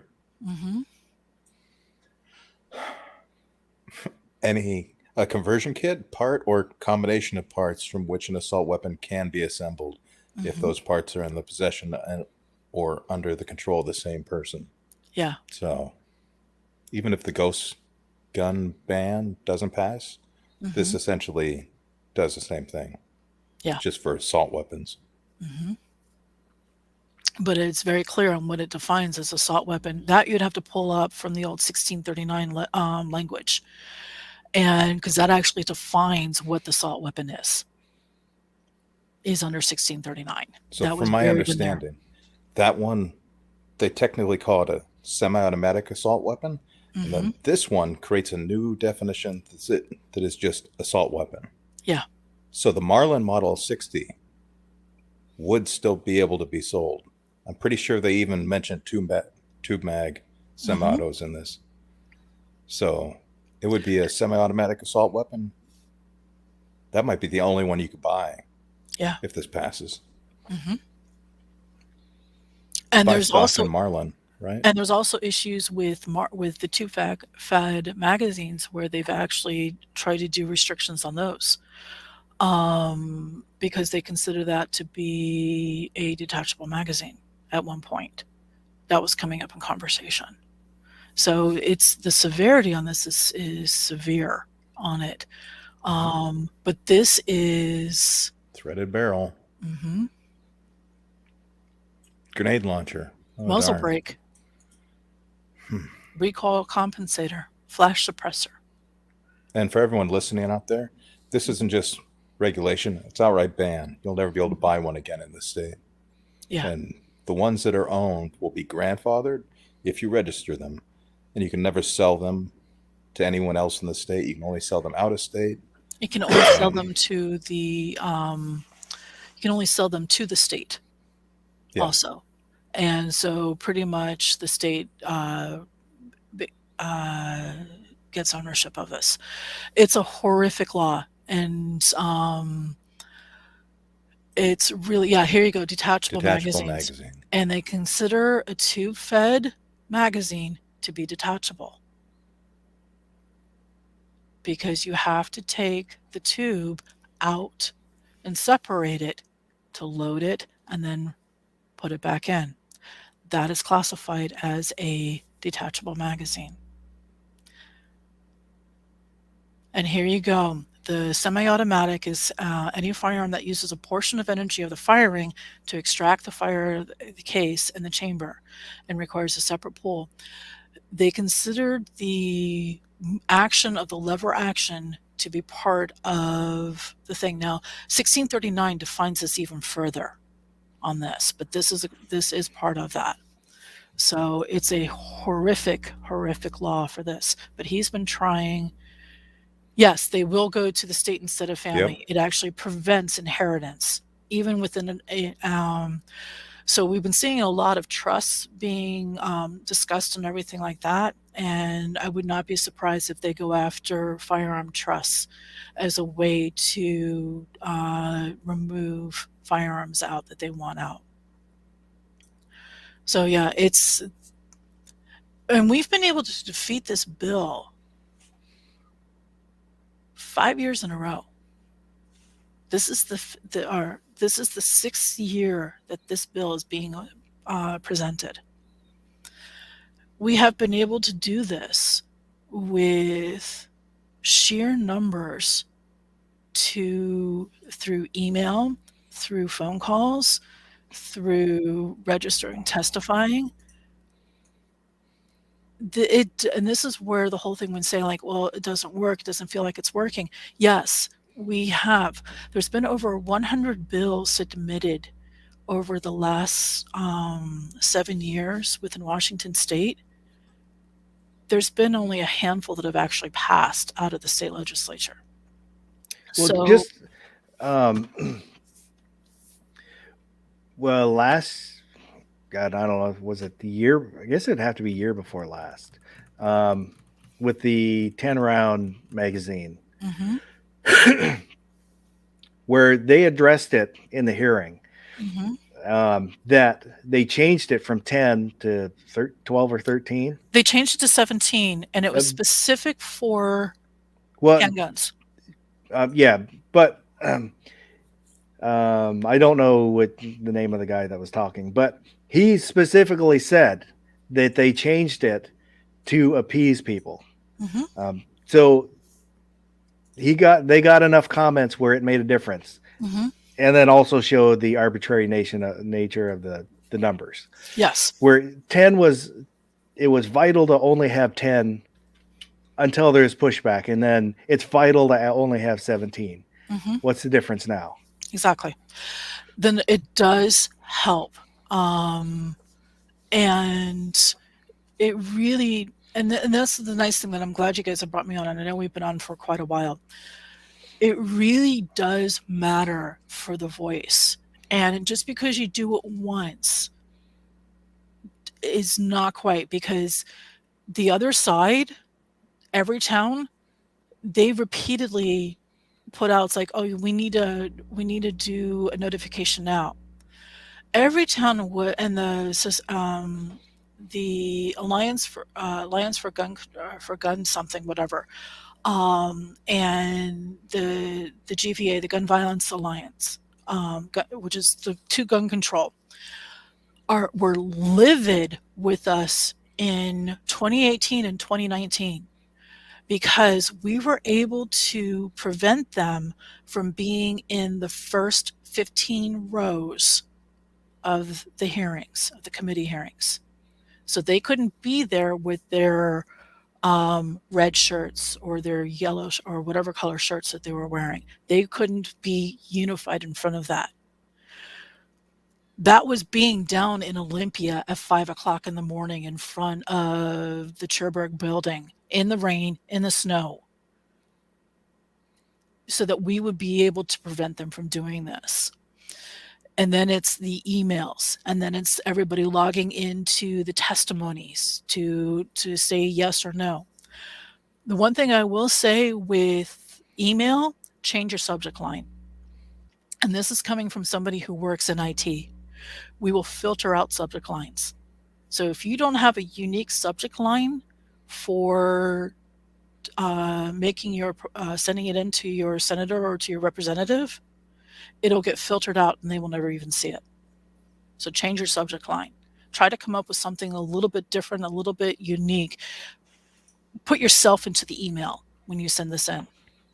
Yes, you're going to have to do it for every single bill. You're going to have to do it for every single time this bill goes out of committee, for every single time that the bill goes from the House to the Senate, and then from the Senate to the House. And then once it gets to the floor, if it gets to the floor, you need to hit your representative specifically.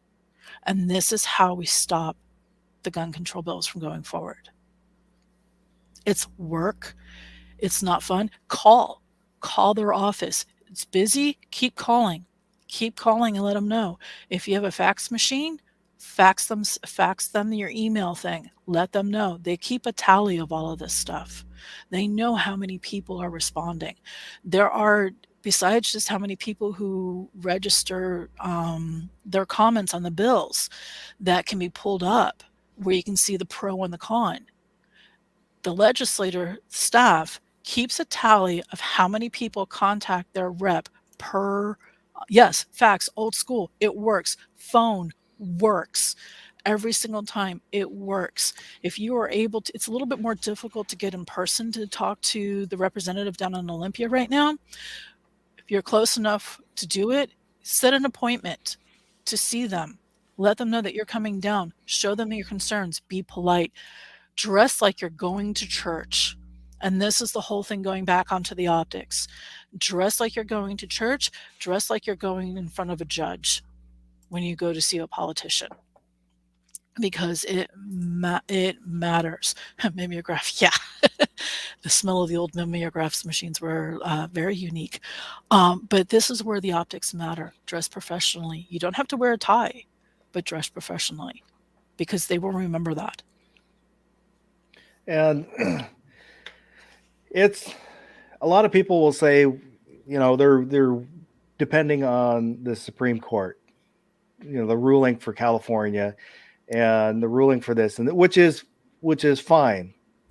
But every time that makeup of those judges change, their rulings, the way they rule changes, and we cannot be dependent on that. Yeah, this is just my opinion. that's the last line of defense. Yeah, not the it first is the last line. Yeah.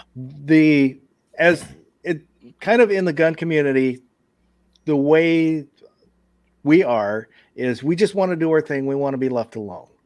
We don't want to be bothered with this, but that's the way that, to me, that's the best way to protect our rights is to get involved. Mm-hmm.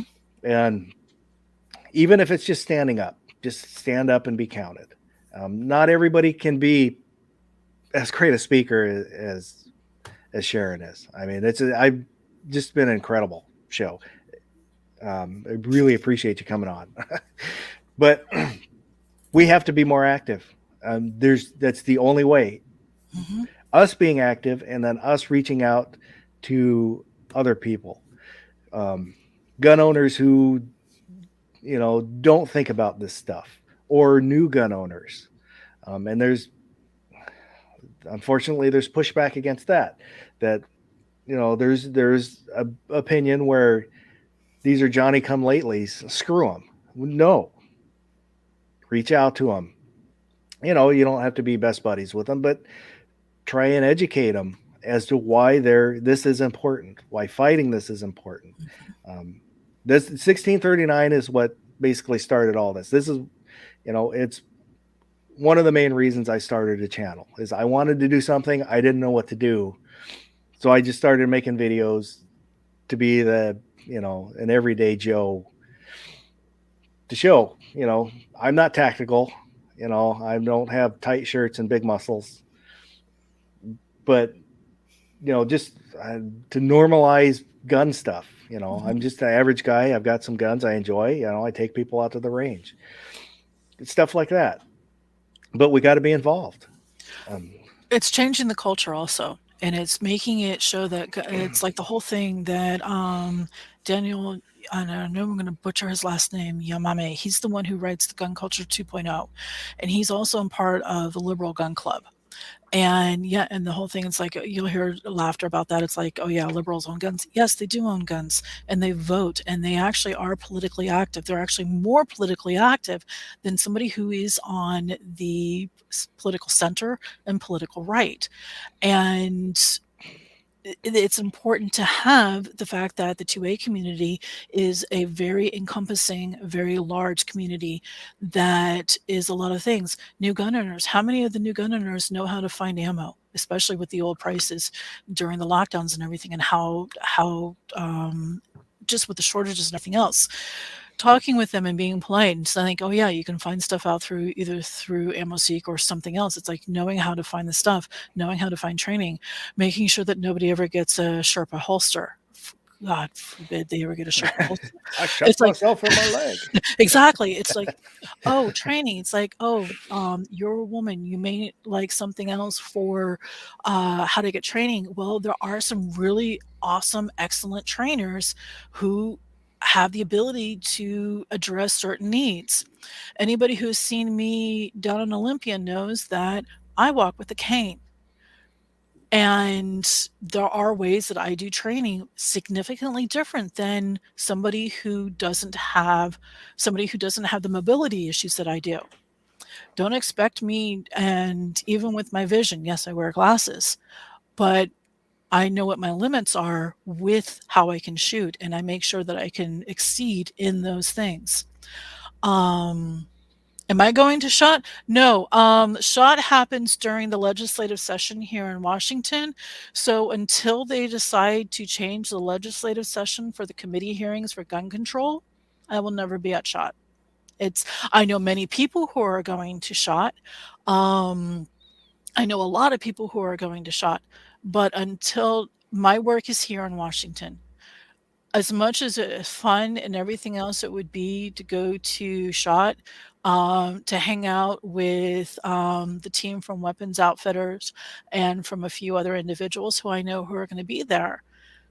My job, what I do, is here down in Olympia, and it's affecting change that way. And so that Paige and Jackson and Roy, when they come back, they still have the ability to have the company. They still have the ability to own the firearms that they do. So that's what I do. And after the legislative session, I'll be the thing that I do go to is Kevin Dixie KD's Train and Learn, which is in Farmington, Missouri. That's one of the few things that I'm actually able to do, where I'm actually able to meet with other people within the industry and sit and talk with them and everything else, and find out some other stuff that's going on in the other states.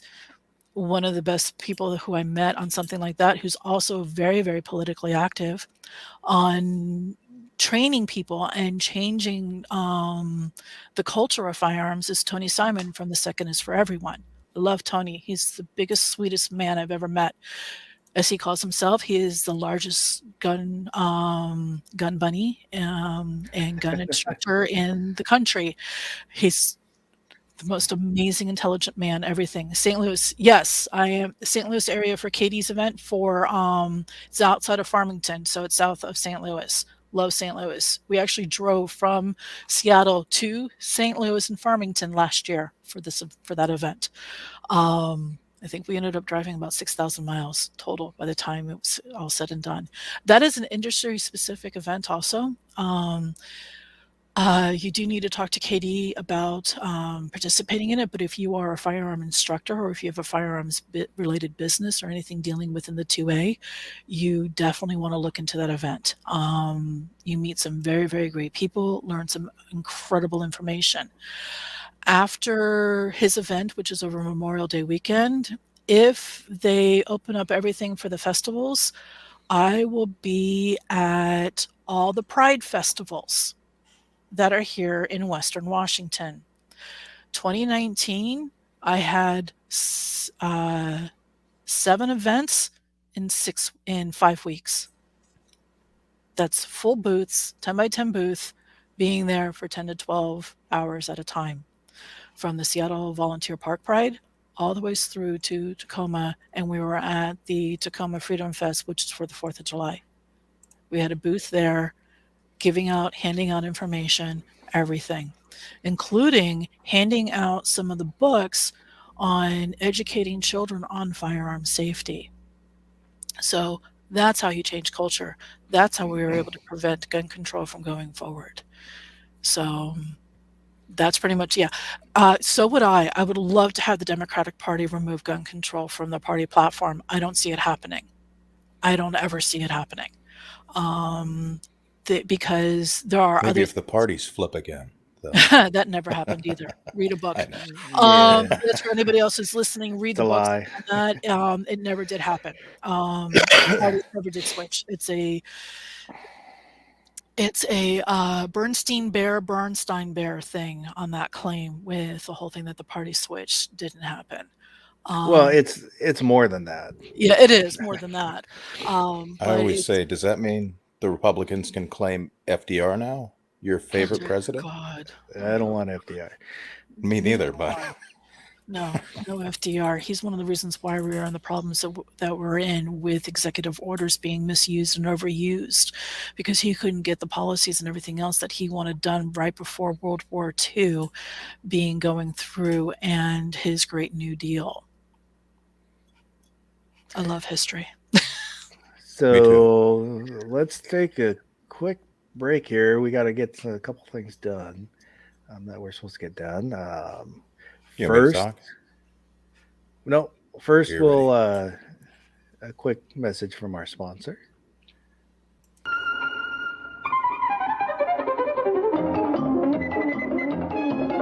Zorks, it's beautiful! It's the new DeSoto Fortunaire ride!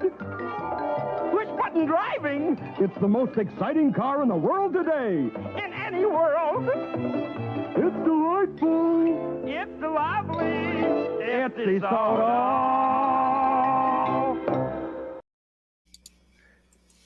Yeah, push button transmissions aren't all that great.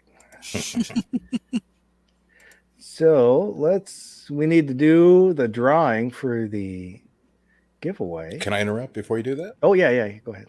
I do want to implore anyone that's listening live or after we end, if you're in Washington State and you want to help out, please join the Washington Civil Rights Association Discord. And you can talk to all of us and we can help you get fixed up and know how to help. And if you're national, you can join the overnight server and we can focus on national there. But yeah, interaction and helping each other fight the fight. That's what we need to do right now. So I think hopefully I've got everybody in here. And there were 35 people who entered. And so we're going to pick 3 winners. Sorry, I was thinking one winner. We're going to pick 3 winners. So the first prize will be the Space Force knife. Can you win twice? That's a question. No. If you come up a second time, then we'll redraw. Sorry. Good. So let's. Oh, gunmetal guy. Congratulations. Congratulations. So, as soon as I finish this, I'll put up the email because I forgot to put the banner up. You can email me an address you want that sent to. So, gunmetal guy. There's the banner. Oh, thank you. And then will the target stand base? We'll pick another winner. Beep, beep, beep, beep, beep, beep, beep, beep, beep, beep, beep, beep, beep, beep. DJ. Congratulations, DJ. Congratulations. DJ play nice. All right. And the third prize is what the hell was the third prize? I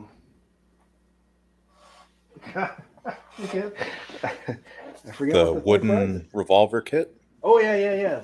Sorry, Yeah. the rubber band gun, the revolver rubber band gun. Do they need to do a background check if they live in Washington? Not currently. Okay. Just checking. All right, and the third winner is Sally. Congratulations. And Sally, I know Sally. I can just take it to her. Congratulations, Sally. Is that your alt account? No, I would have gone for something better. So, congratulations to everybody who has won. Yes, definitely. Awesome. Glad everybody was able to have a chance for that. So again, thank you for letting me speak and just go off on tangents. It's been our pleasure. It's I usually don't speak on stuff like this because everybody's more on the national side and things like that. But we definitely do have, and this is for the individuals who feel like we keep having to do this. At the end of the session, when I feel the whole thing is like, we're great, we're getting ready to go up on this again, we're going to have to go through this all again, is I actually have a count of all the bills that we have been able to fight and succeed and not preventing them from being passed. And it is over 100 bills. We can do this. We And- can get it done. If you look at the bigger scope of 2A, for Mhm. everyone, it being in Washington with all the stuff, especially lately, it's easy to Yeah. kind of get down. Mhm. And then I was kind of getting down, starting to think, should I just move? Mhm. But you look at there's 21 states that have constitutional carry, which I don't know when the first state adopted the constitutional carry as it is now, but 10 years ago that didn't exist. That wasn't Vermont's a thing. always had it, Okay, but that's Vermont. but so there have been changes. There has been progress. We're kind of getting to where there's a 50-50 division almost, but we are on the whole we are making progress in the Second Amendment movement. Do you just have to remember that and hold on and stand up and be counted. Oh, thank you, DJ. Yeah, you're right. Stand up and be counted. And the reason why they're going so hard here in Washington is because they think they can do it, because they've gotten little bits here, they've gotten little bits there. A friend of mine posted something very interesting, and the account goes by Battlestar Galactica on Instagram. And he said something very interesting. Our fight here and how hard and difficult it is tying up Bloomberg's money here so that the other states are able to get constitutional carry, are able to get the repealing of some of their gun laws. So they're doubling down here in Washington because they're livid. They are furious that we have been this successful in fighting the greater majority of the gun control bills. And that we also have to remember. I do know if this assault weapons ban, if we are able to fight and keep these bills from being passed in the state legislature, Ferguson has already stated he's going through the initiative process. So we will need to be out to fight that. And that means being out to challenge all the signatures, being out to address the lies that the signature gatherers are doing. We need to be prepared for that. We need to be prepared for the fact that when they go through the initiative process, we're going to see an influx like we did for 1639 to the equivalent of $10 to $15 million from the other side coming in. So that's also something to be aware of. And the Discord channel for the Washington Civil Rights Association, there's 2 other sub Discord channels besides your overnight one also, where you'll see some of the graphics and everything else that are pushed out to counter the arguments, to counter everything else. So by what we do here, by being the thorn in their side, we're sapping financial resources that they can't use in other states, that they might be able to get New Mexico to change faster, get Colorado to change completely.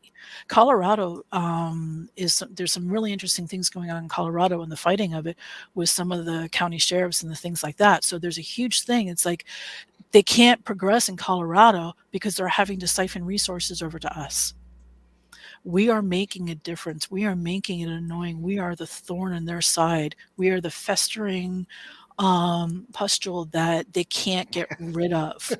We are the sepsis infection that they can't get rid of, that we will be able to overturn their gun control stuff.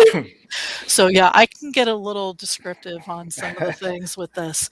But it's basically the knowledge. It's one of the things to realize is if you want to open carry in Washington, when you go to the grocery store, dress in slacks and a button-down shirt like you're going to church or like you're going in front of the judge.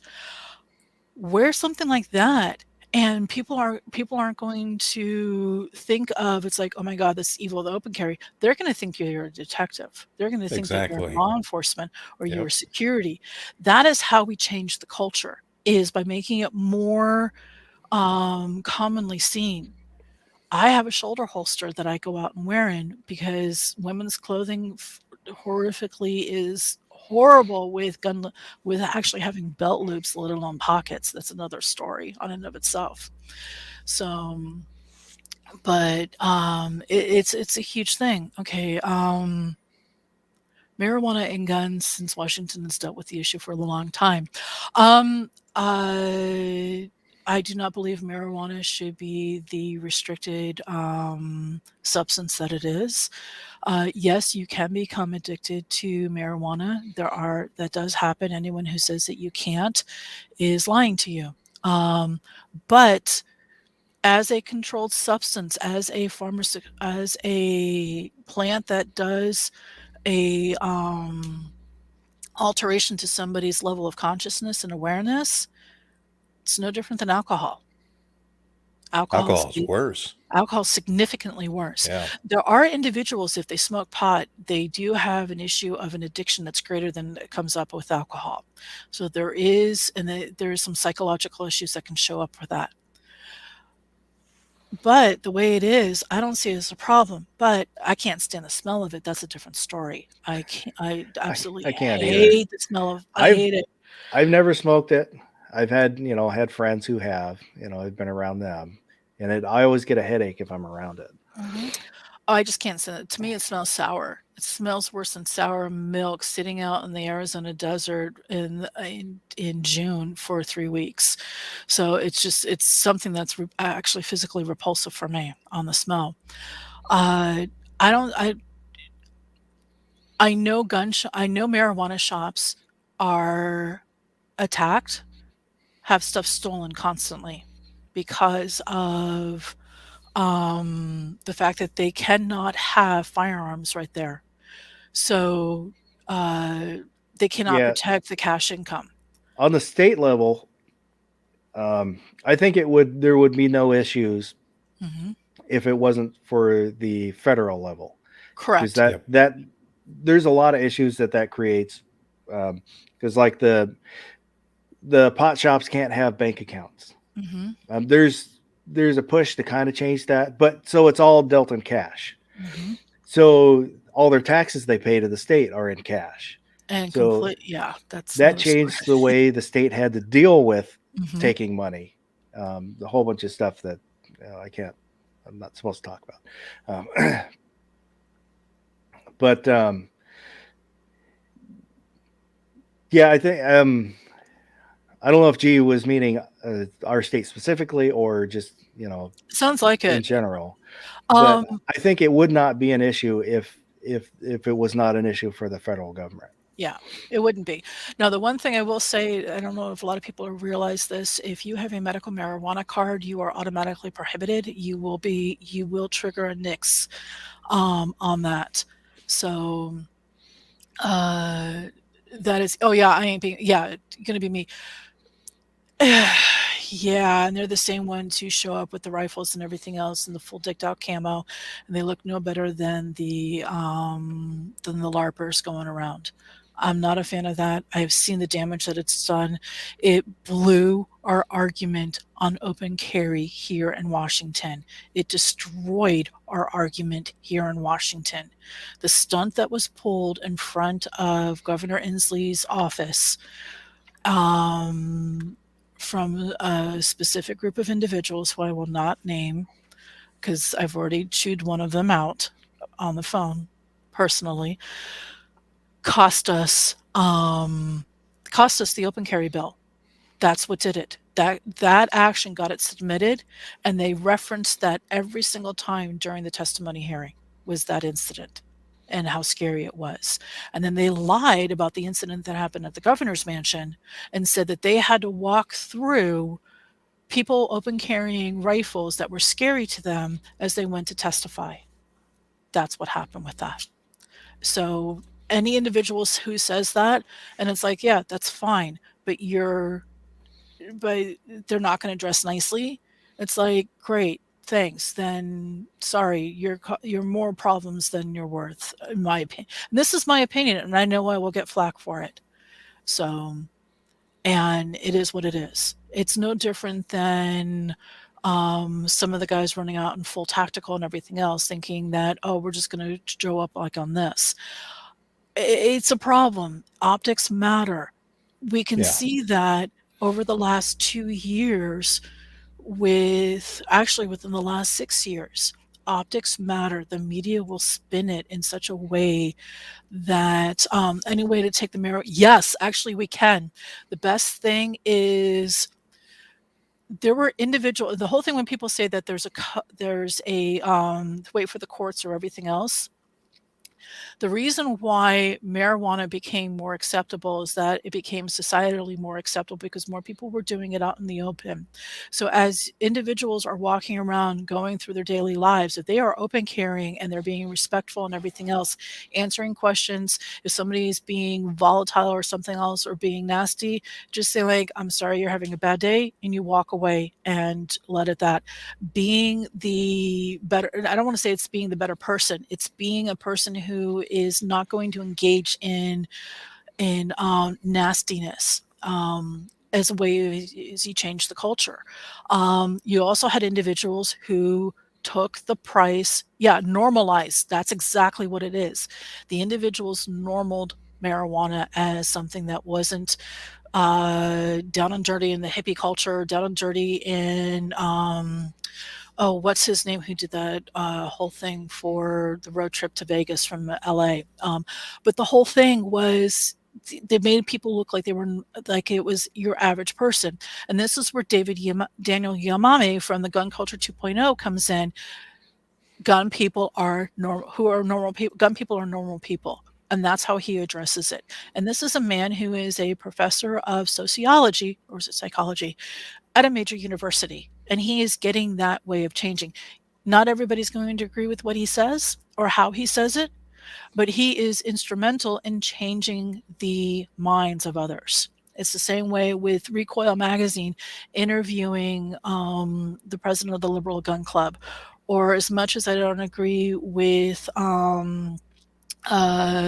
her career, Bonnie Rotten on a cover of Recoil Magazine. That got people's eyes, got people's attention of, oh, this is just like any other kind of discussion.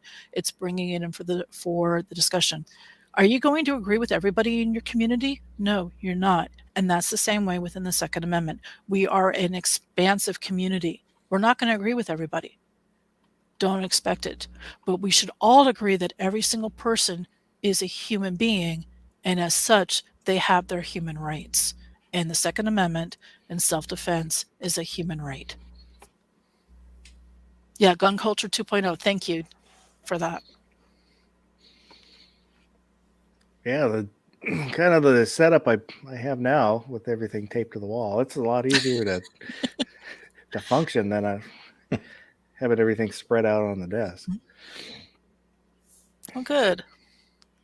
So Yeah. hopefully that explains some of it. It's like, yeah, we have to normalize it. We have to make somebody looking like they're doing it. One of the reasons why I picked up a shoulder holster is so when I'm doing yard work in the middle of Western Washington between Seattle and Tacoma. I live in Tacoma. I'm in District 27. I am in Lori Jenkins' district, who is the Speaker of the House and one of the biggest proponents and sponsors quite a bit of the gun control bills. We moved here specifically to fight what she does, to be in her district, so she has to answer me. That's one of the reasons why we moved to Tacoma. I wear my shoulder holster when I go to check the mail, when I do yard work, and when we go for a walk, so that it's common. I also happen to walk with a cane. So, and dressing nicely and everything, and dressing not shabbily, not like I'm going to go for a training class. That's how I go out and do things, and that's how I address things. I also, when it comes for Halloween, hand out not last year, but the year before, the information from Forefront Suicide Prevention, so that the kids in the neighborhood who came trick-or-treating had the information to for suicide prevention. Oh, thank you. For suicide prevention, so that they would know how to help their friends. Teenage suicide and child suicide has skyrocketed with these lockdowns. Skyrocketed. Yeah, it's horrible. It's horrible. Black teenagers and Hispanic teenagers, the numbers are up over 30% for suicide. That's unconscionable. That is horrific. We are going to be, as a society here in the United States, going to be paying that price for at least decades over what's being done to those children. How can we in the 2A community change culture and show that we are not the demons that the gun control groups have us out to be? By being there for the kids who need help, either through the Kids Safe Foundation, either through Forefront Suicide Prevention, either through Hold My Guns, through Walk the Talk America. Make sure that the children have the ability to help their friend, or have the ability to keep somebody from going through, who's in suicide crisis, to address it. So anybody who needs to know, especially for teenagers, if you text talk to 741-741, that goes directly to the American Foundation for Suicide Prevention line. That's the text number for that. That's massive. I don't know the 800 number off the top of my head, but there's an 800 number, an 88 number. There's a specific number for veterans to help veterans for veterans dealing with crisis, for somebody they can talk with. But this is how us in the 2A community can address that. Because I've seen the antis come in and say, like, well, firearm prevention is, you guys aren't doing anything to help stop the firearm deaths. Yes, we are. Here are the programs that we're using. Here are the groups that we're helping to make sure that this information gets out so that somebody who is in suicide crisis gets the help that they need.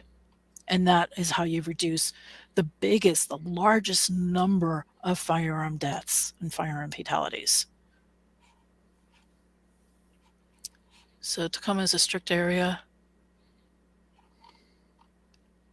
Oh, TriggerCon hasn't been in Tacoma for a number of years. It was over in Bellevue. But yeah, the Tacoma Dome is a strict area, and I think that's where it was being held at the time, to answer Pink Panther's question. It can be, especially for some of that, but it's still part of the open. There's less issues here in Tacoma than there is in Seattle. I would never open carry right now in Seattle unless I was with a group of people, because I will have the cops called on me. That I have no doubt in my mind. The question, if you're trying to convince others or asserting your unfringible rights, regardless of what others think, be respectful. Ask them if they feel that for asserting rights is that, do you have the right to life? Yes, you do. Do you have the right to choose whom you want to marry? Do you have the right to live where you want to live? That comes under infringible rights. To be able to change a career, to be able to move to another location where you want to move, that comes underneath that. To be able to for it. That's how you can address that. For Professor Yamame, I think it is. He's with Gun Culture 2.0. Natural rights, and that's something that's really critical, is the natural rights. And self-defense is a natural right under the human right of self-determination. There's actually a book called The Rule of Law and the Misrule of Man, and it's written by one of the lawyers who is part of Amnesty International, and they go quite deeply into what a human right is and what the natural rights are. I would strongly recommend it. DM, I'll send you the link later on that particular one from Goodreads. It's a small book, really, really powerfully written. And she also had another one on how to deal with emergencies and things like that, but in a different way than most people would think, on expertise and things like that. Both really, really well written books on that. So yeah, Veterans Crisis Line, huge thing. We reduce veterans issues, which I know has been reduced from 22 down to 17 a day. That's a significant number. We reduce it even further. We'll have the firearm fatalities reduced even further. The next issue, though, we also have to address is first responder suicides. That has increased since then. So the numbers for 2020, 2021 are going to be horrific. I already know they are. And it just takes 6 to 18 months for all the data to come out of the Department of Vital Statistics, because they're going through all the death certificates and things like that. The link I posted is an article by from Wake Forest University on Professor Yamane. Mm-hmm.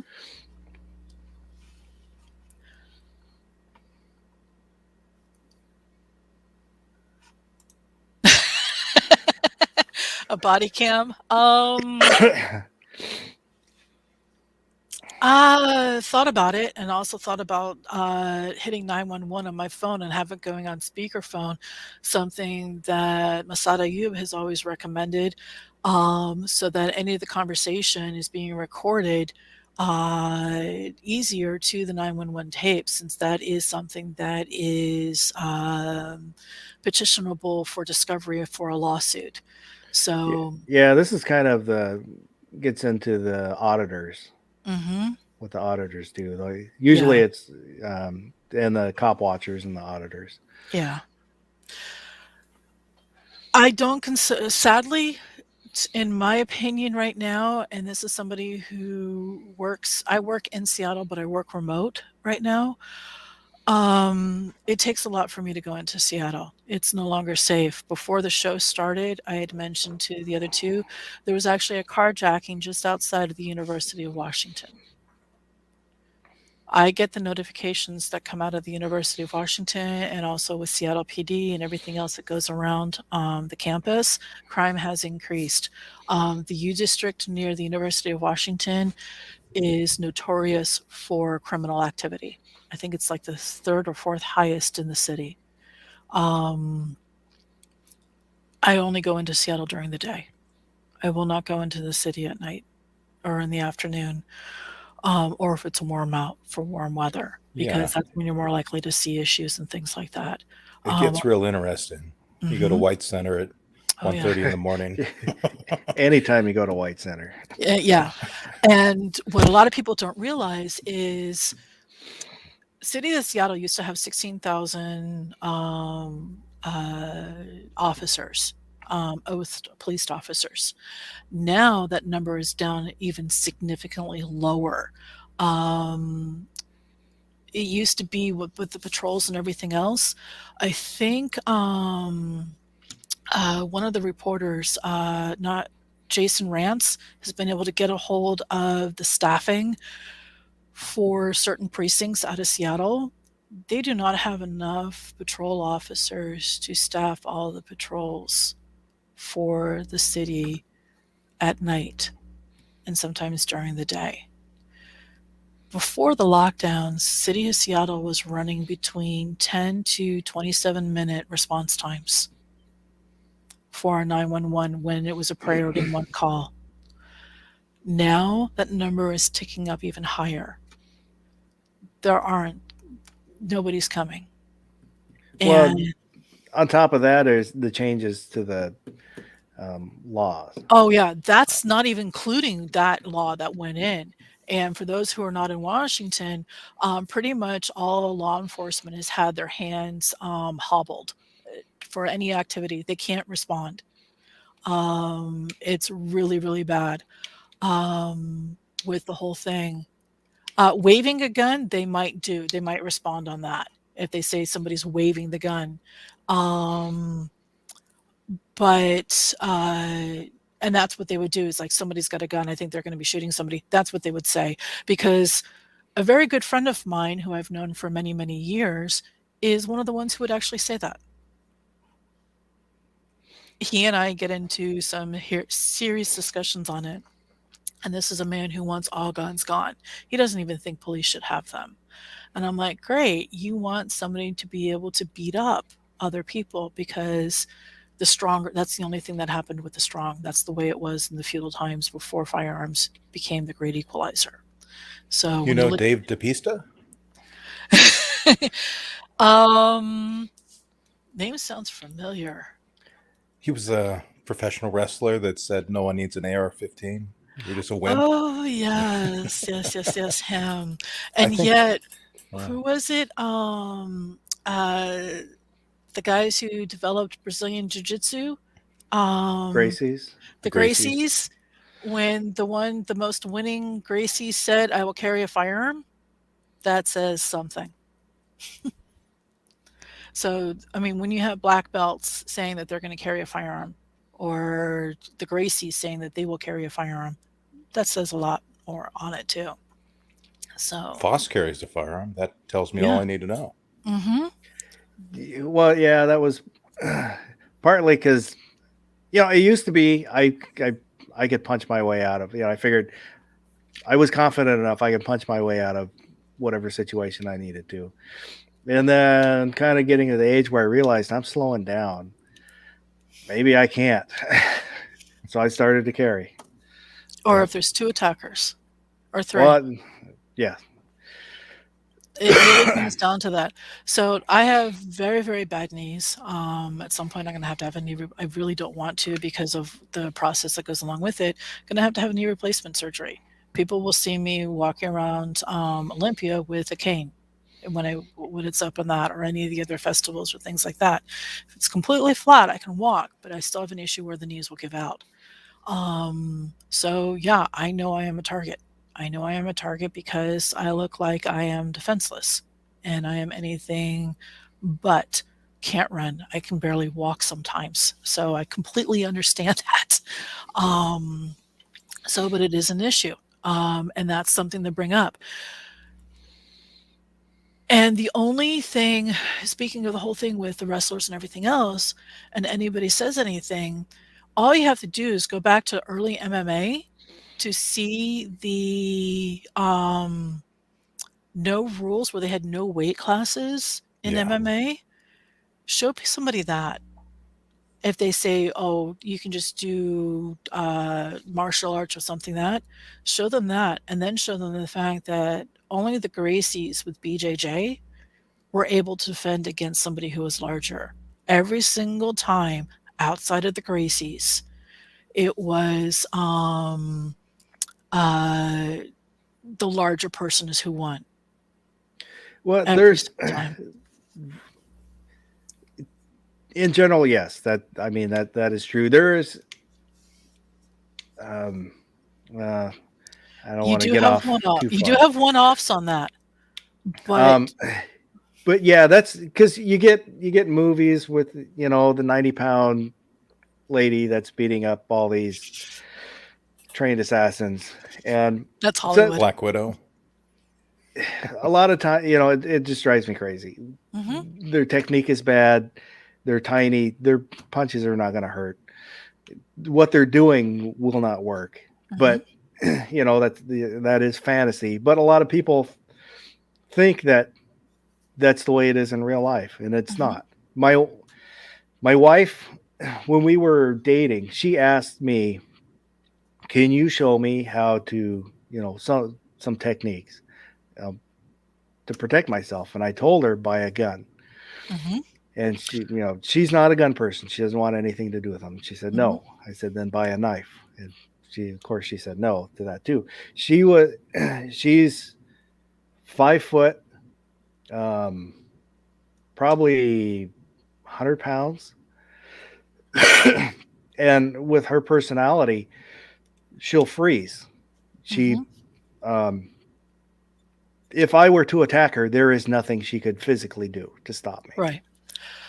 There is a program if you want her to be able to see situational training, and it's they call themselves Tactical Disneyland. They're out of Florida, West Orlando, something. I apologize for not remember the whole thing, but they actually go through complete situational awareness for training and to show you what's going on how to deal and how to defend yourself and everything else. Krav Maga, unfortunately, not viable.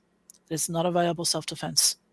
And I will go toe to toe on anybody who says to use Krav Maga. It is There, not viable for a woman to use that as a self defense mechanism, no matter what her size. The situation becomes is that it doesn't fully go into some of the things on the training. The only thing that I will ever recommend on a martial art for a woman who is smaller, who does not have the physical strength to go up against a larger attacker, is Brazilian Jiu Jitsu. Period. Nothing else. Maybe judo, because BJJ came from forms of judo. That's it. yes and no. Because it is with judo. It is techniques Hmm. um, where weight really disappears. Hmm. Where a smaller person can move a bigger person by Hmm. using physics, basically. Yeah. Um, so yes, um, but there's still a 90-pound, and I'm using kind of more extremes as an example, but a 90-pound person trying to choke a larger person, you have to have only certain Perfect form. techniques and perfect techniques. Yeah, you have to have perfect form. The issue for using the methods within BJJ or something like that, or within judo, is to get away, is to get the person in a position so that you can run away. Yeah. That's the reason why you're using something like that, is to get them in a position where they have to get up and do more work and you can get away. That's the whole thing for that, is you have to be able to get away from something. That's the reason why you would use body contact for something like that. I have a cane. I have a birch cane. I am learning. There's supposedly stuff going back to the 1800s called cane foo, but it Yes, actually there's had some. English Mhm. techniques. There are some methods that I can use the cane as a way to delay the attacker so that I can get away. Yeah, I you could don't. probably get into um, Joe techniques also. The Mhm. short staff technique Right. would probably So there work. are some very limited things. Now, will my carbon fiber cane be useful for that? No, it's too light. It might be structurally sound along the axis, but it's far too light to do anything. Yeah. The birch does have some weight to it and would have. You're going to feel it if you get hit with it.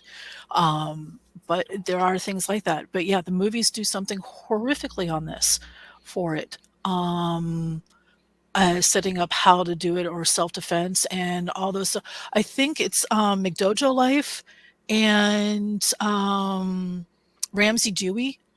They do stuff on YouTube and on Instagram uh, showing the bad self-defense and exposing it, which is good. There's a Um, lot of it, there is a unfortunately. lot of it, and there's a lot of places where and then what's frustrating as a woman is when the news media support after a woman gets attacked, like it happened in Seattle, one of the joggers, when she got, attacked in one of the park restrooms because she had to go to the bathroom, she gets attacked by a rapist, is her getting away, and so they put this whole thing out about all these self-defense classes without being honest about it, without saying, like, "This isn't really going to protect you."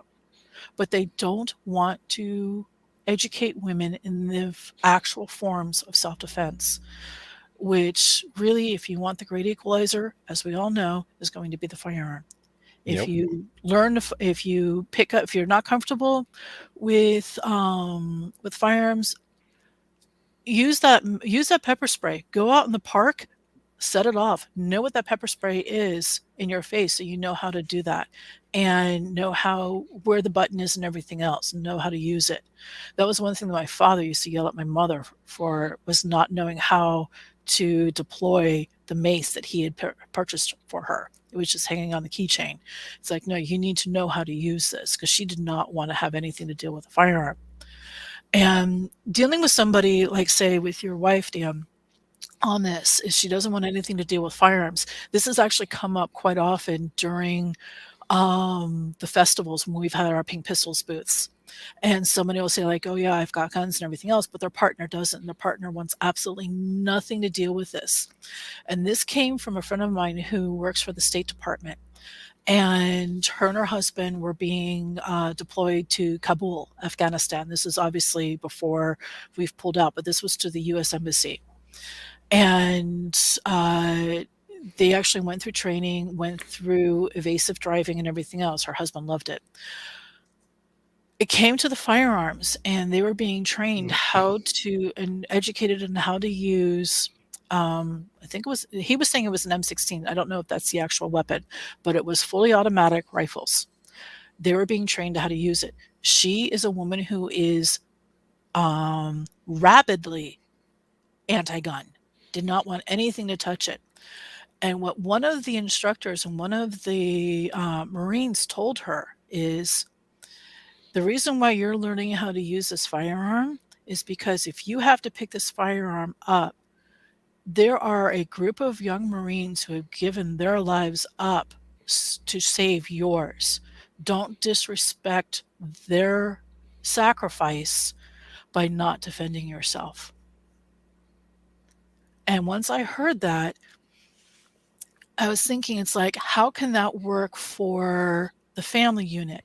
You have an individual who's very, very pro gun and who is going through training and who's taking classes, and they have a spouse who is not comfortable around it or anything else. And how I've approached this is, you don't have to have the firearm, but know how to use that firearm safely so that if your spouse is incapacitated while trying to defend you, Their sacrifice is not lost because you don't know how to use that firearm. So that a person's attacking the two of you and disables the spouse with the firearm, the one who is anti-gun and everything else is not comfortable, at least has the knowledge of how to protect themselves, not shoot themselves, but knows how to handle that firearm safely.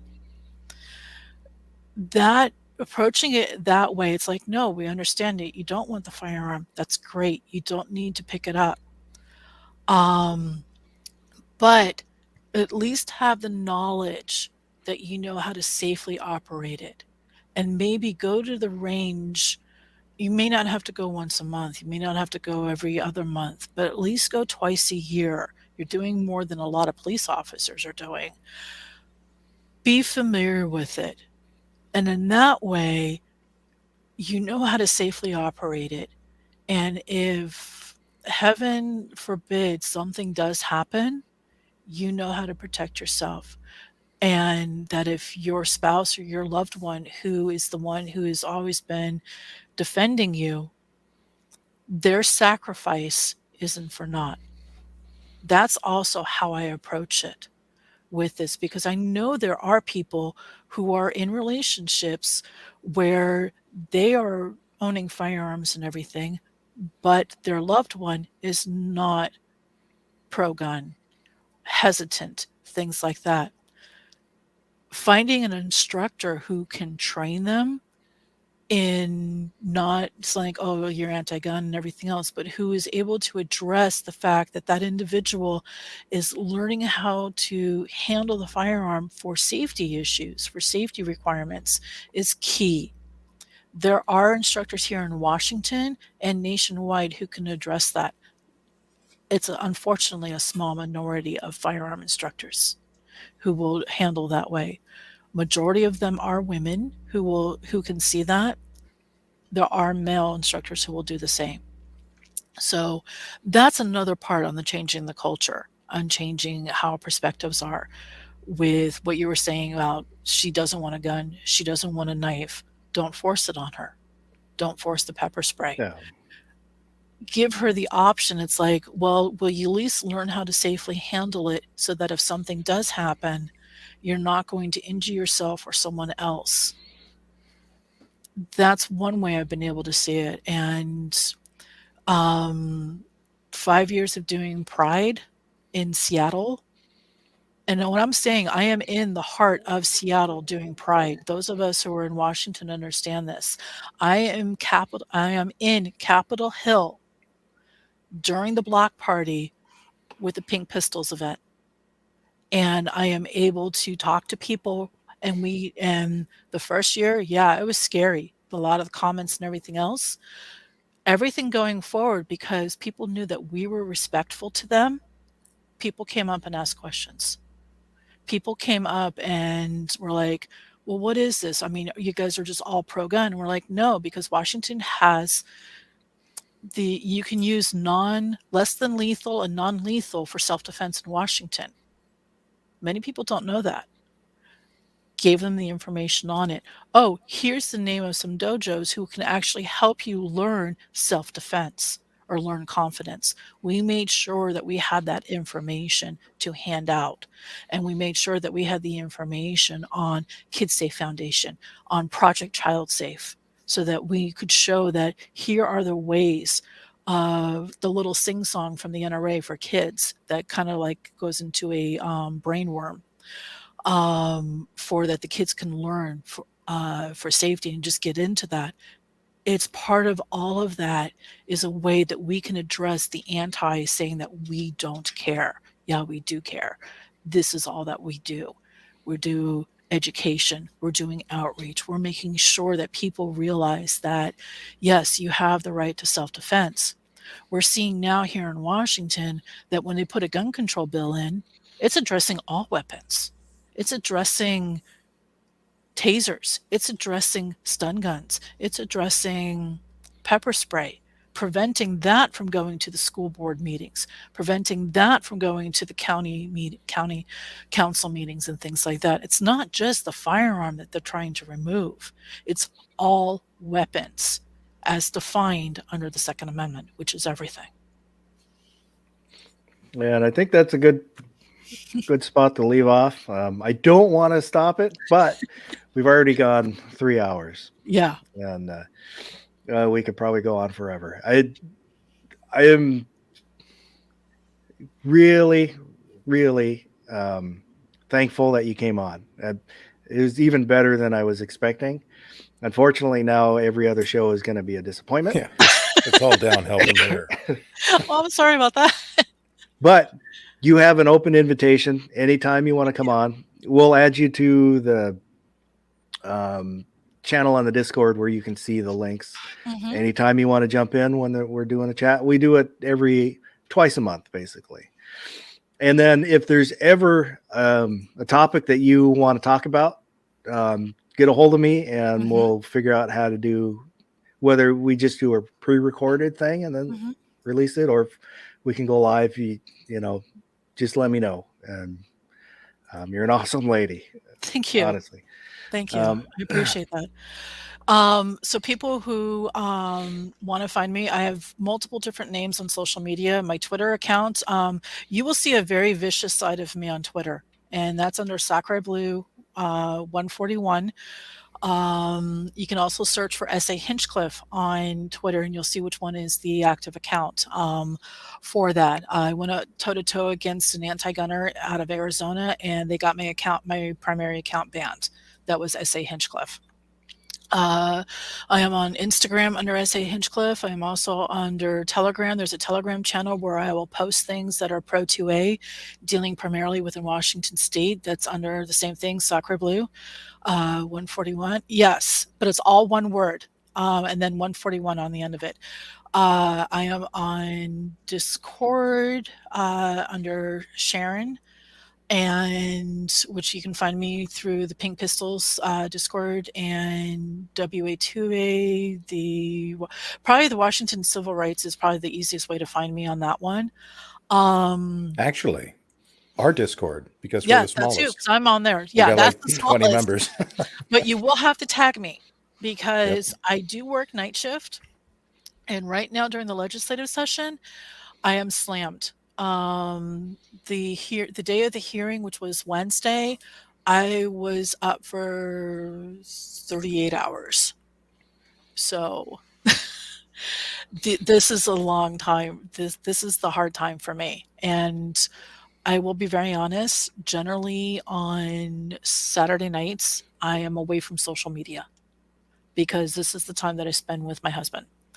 And but I felt this was important. He and I talked about it, and he's like, he knows I will do what I want to do. He's realized that for a long time. He's married to a ginger. He knows that. Love him dearly. He's very, very supportive. He is amazingly behind the scenes supportive of the work that I do. So but I'm also on Bastion. I am on Getter. Pretty much all the social media platforms out there I am on and can be found. Except Facebook. You will not find me on Facebook. I keep that down because that's family. And I don't want the backlash to hit my family. We've dealt with a lot. Depression runs on. One of the reasons why for the whole thing for suicide, depression runs on in my family. I have had 3 cousins commit suicide in 6 years. One was due to drug addiction. Another one was due to other events that were going on. And the one that was most recent was due to severe depression, an extrovert who was locked up during this whole thing. And she wasn't able to get out and do things and actually be a person. And the lockdowns are what were a severe factor in her depression to when she committed suicide. So that's the other reason why I am so active on suicide prevention, it's a critical thing to save lives. So if you've got questions, if you're in Washington State and have questions on the bills, get a hold of her. Very nice lady. Been able to talk to her a few times, and very knowledgeable. And I can't say enough how I appreciate you coming on. Thank you. And later, in about 3 hours, I'll be firing up a chat to cover for Gizzard Gary, who's at SHOT Show. So if anybody's up, wants to come hang out, I might, if the other half is asleep, send me the link. I might join you. Yeah, well, I'll put it in the Discord, and if Baron, if you can tag her in the Discord so she can see that channel. Yeah. No problem. And it's just basically an open lobby. People come in, chit chat about whatever they want to chit chat. Nothing too serious. But I appreciate everybody who's been out there. I didn't do a roll call earlier, but DJ Play Nice, Guns Barbecue, Rogue Banshee, G Webbs, who's down at SHOT Show, Caucasian Sasquatch. I didn't see you slip in there. Did I say Rogue Banshee? Pink Panther. He's another night dweller. M. Gabriel. What else do we have? I know there's a gunmetal guy I know was out there. Did you get Guns and Barbecue? Did I say Guns and Barbecue? Yes. I did now. I know there was like one or two more, I thought. A whole those bunch were of Russian bots. Yeah. Ohio Wolverine was in earlier.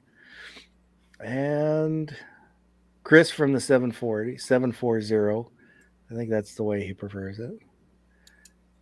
More Russian bots. Buck, Tactical Fud. He was out there earlier. And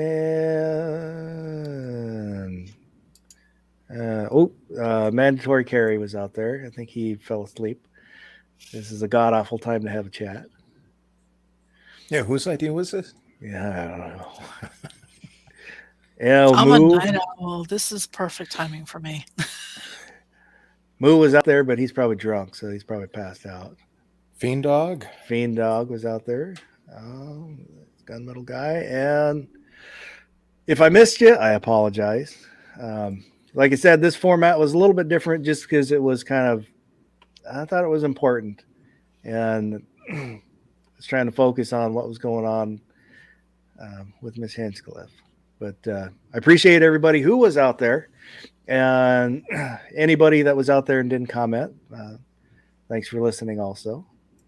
And again, if you're up about 7 a.m. Pacific in about 3 hours, I'll be doing the Sunday show takeover for Gary. Where's the outro? So if not, then I hope you have a great day. You still here? It's over. Go home. No.